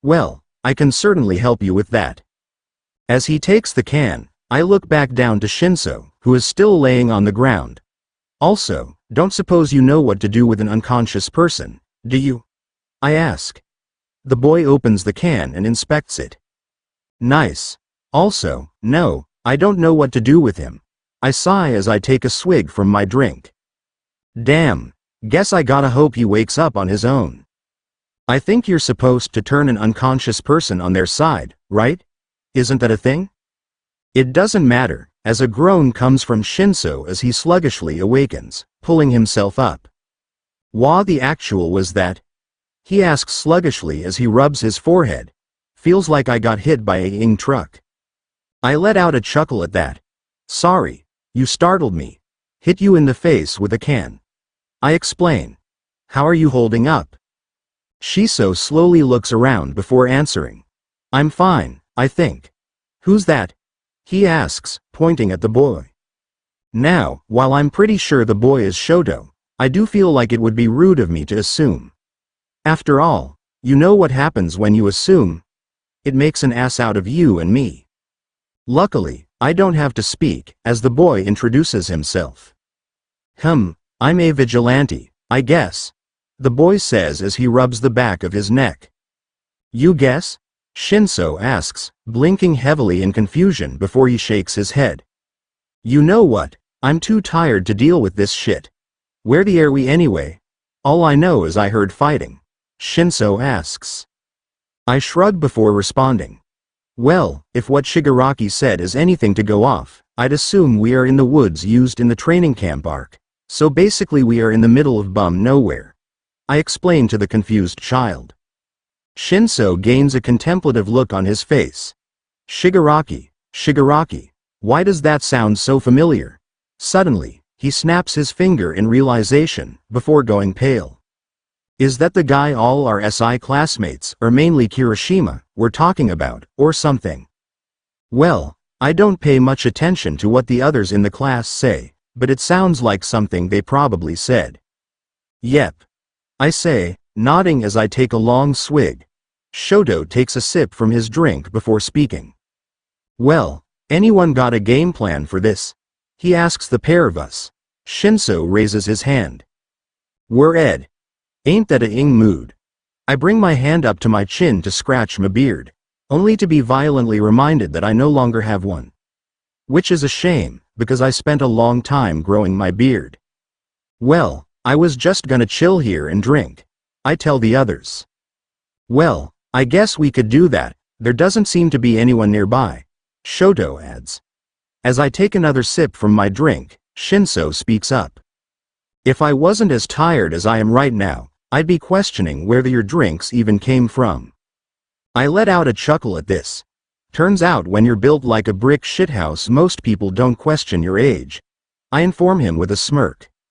I choose to omit the bribery, since that might be a step too far. But what the government doesn't know, can't get me arrested.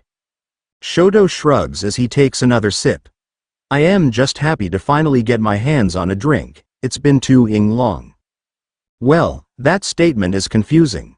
But it leads credence towards Shoto being an insert. Shinso simply sighs heavily, seemingly done with our shit. I have no words. Shoto lets out a chuckle at this. Well, when you die for nothing, you'd like a drink, at least that's my opinion.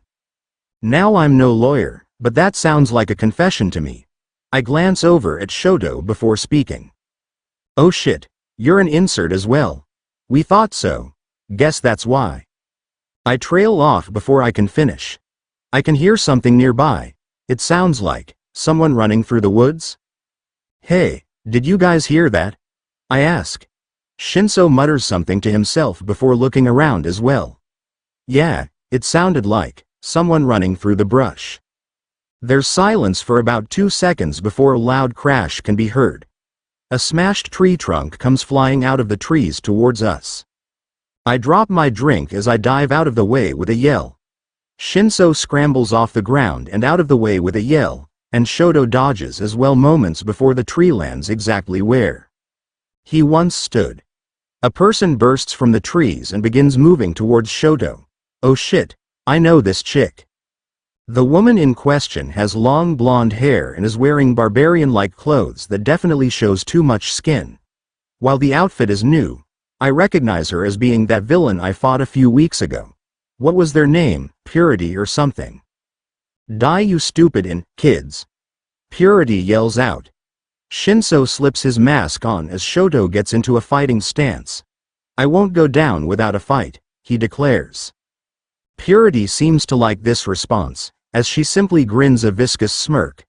Good, make this worth my time, she snarls out. It's at this point that I speak up. Shit, don't let her hit you. As I say this, I remember whose side I'm on. I probably shouldn't be giving advice, but it sorta just slipped out. Well, too late to pretend I know nothing. You know her? Shoto calls out before shaking his head. Never mind, what's her quirk? Before I can answer, Purity gets close enough to Shoto to go for a hit. I don't know the specifics of her quirk, so I don't know if she has a good combo built up. Luckily, before she can hit Shoto, Shinso lashes out with the capture weapons on his arms, managing to latch onto Purity's arms. Unfortunately, she haphazardly pulls it, dragging Shinso along with it. Shoto takes this opportunity to get out of her range as I speak up. Combo Star makes her stronger with each consecutive hit. If she misses, it resets, I yell out. Should I really be telling them this? I mean, wouldn't it be better if they don't know what she could do? Purity looks over at me, recognition flashing in her eyes. Oh shit, I remember you. Guess I'm killing you first, she says before dashing towards me. I get into a fighting stance as she approaches, before I hear Shinso call out. Yo jackass. You got nothing better to do than target a bunch of kids, he calls out. Purity, evidently not knowing what Shinso's quirk is quick to respond. Nah, not really. In an instant, Purity falls limp, her eyes widening out. Someone hurry up and knock her out. She's fighting my control, Shinso cries out as he grabs his head. I don't make any attempt to do this, since I'm technically on her side. Luckily for me, Shoto takes action, covering his fist in ice before decking Purity in the face, knocking her out. As Purity goes limp, Shinso lets out a sigh of relief. Anyone know how to tie a good knot?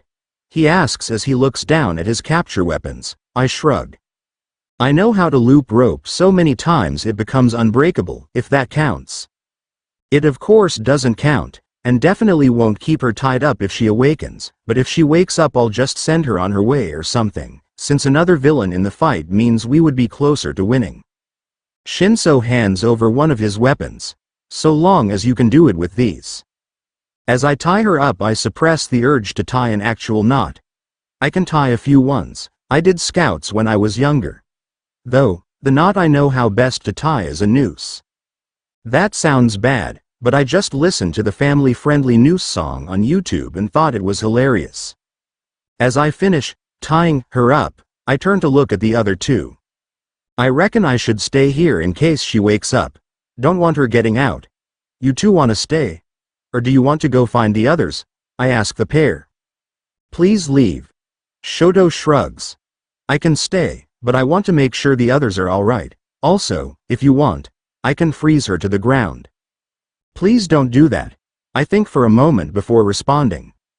As useful as that would be, I don't think it's needed. Don't want to cause any permanent damage from frostbite. Of course, I'm talking out of my ass. I just want to ensure that if she does wake up, she can actually get back to work. Shinso wraps his remaining capture weapon around his arm before speaking up. We should probably try and find the others. Who knows what other villains got teleported here? He glances over at me. You sure you're fine staying here by yourself? I nod. Yay, I reckon I'll be fine. If she breaks free, I can beat her. I've done it before. Just gotta make sure she doesn't hit me, and she's screwed. I choose to ignore the fact that that's more or less what I said about Shinso for the combat trials moments before losing. Shoto nods. Good luck. Also, before we leave you here, mind exchanging phone numbers? So we could keep in contact, he says. That makes sense. I nod before reaching into my pocket for my phone. Pulling it out, I realize I grabbed the phone, so I quickly put it back and grab out my personal phone. Hope they don't ask questions. Yeah. Sure. Here you go. I look down at my phone as I check the number. Number is 1-752-764-546. I recite. A very odd number. I could have sworn phone numbers used to be shorter, but man, this is Japan 200 years after my time. Shoto types the number into his phone before sending me a smiley face emoji. That should be enough for now, I think, he says as he puts his phone away. I give the pair a casual wave. Godspeed. Shinso responds with his own wave. Good luck. The pair turn to speak to each other. I'm only half listening to them at this point as they discuss what they will do now. They consider splitting up before deciding that is a terrible idea, before they start considering which direction to go. I decide to speak up. If it helps, I heard what sounds like a fight that way. I point in a direction I had heard some noises from earlier. I'm not sure which direction it is specifically. Against my better judgment, Shinso speaks before sighing heavily. Towards the direction where Sato just pointed. There's probably fighting over there. Shoto nods before looking at me. All right, thanks for the help, Sato, if I heard correctly. And with that, the pair begins to walk away, leaving me alone in the woods with an unconscious woman. Just like the good old days back in '05. Anyway, as the pair leave, I sit down and crack open a fresh drink. As I sip, my mind wanders, thinking about this situation. I consider just how insouciant I was acting, since I seemed to not give a shit about the attack. Though, that was kinda less about being a traitor, and more that I don't really panic about things like this. Sure, I'm not the picture of calmness, my anger issues are proof enough of that, but still. I am used to being the anchor, so to speak. The one who remains calm, and grounding everyone around me in shitty situations. Cracking jokes and putting on a confident personality whenever I'm up shit creek without a paddle. Still, that may very well come back to bite me in the ass now, since it makes me seem sus. As I drink, my eyes wander to the tied-up villain. Now that I'm thinking about it, she is a lot like a character from that one anime, The 7 Deadly Sins. Which coincidentally, is the series I'm stealing an armor design from. She has blonde hair and the ability Combo Star. For God's sake, she's even named Purity. Only real difference is her outfit. Speaking of her outfit, good God, someone needs to get this girl a fashion designer stat. The outfit provides no combat effectiveness, except maybe range of movement. But in terms of defense, this outfit covers her privates, and all else. Just bells and whistles, useless straps and clothes and shit.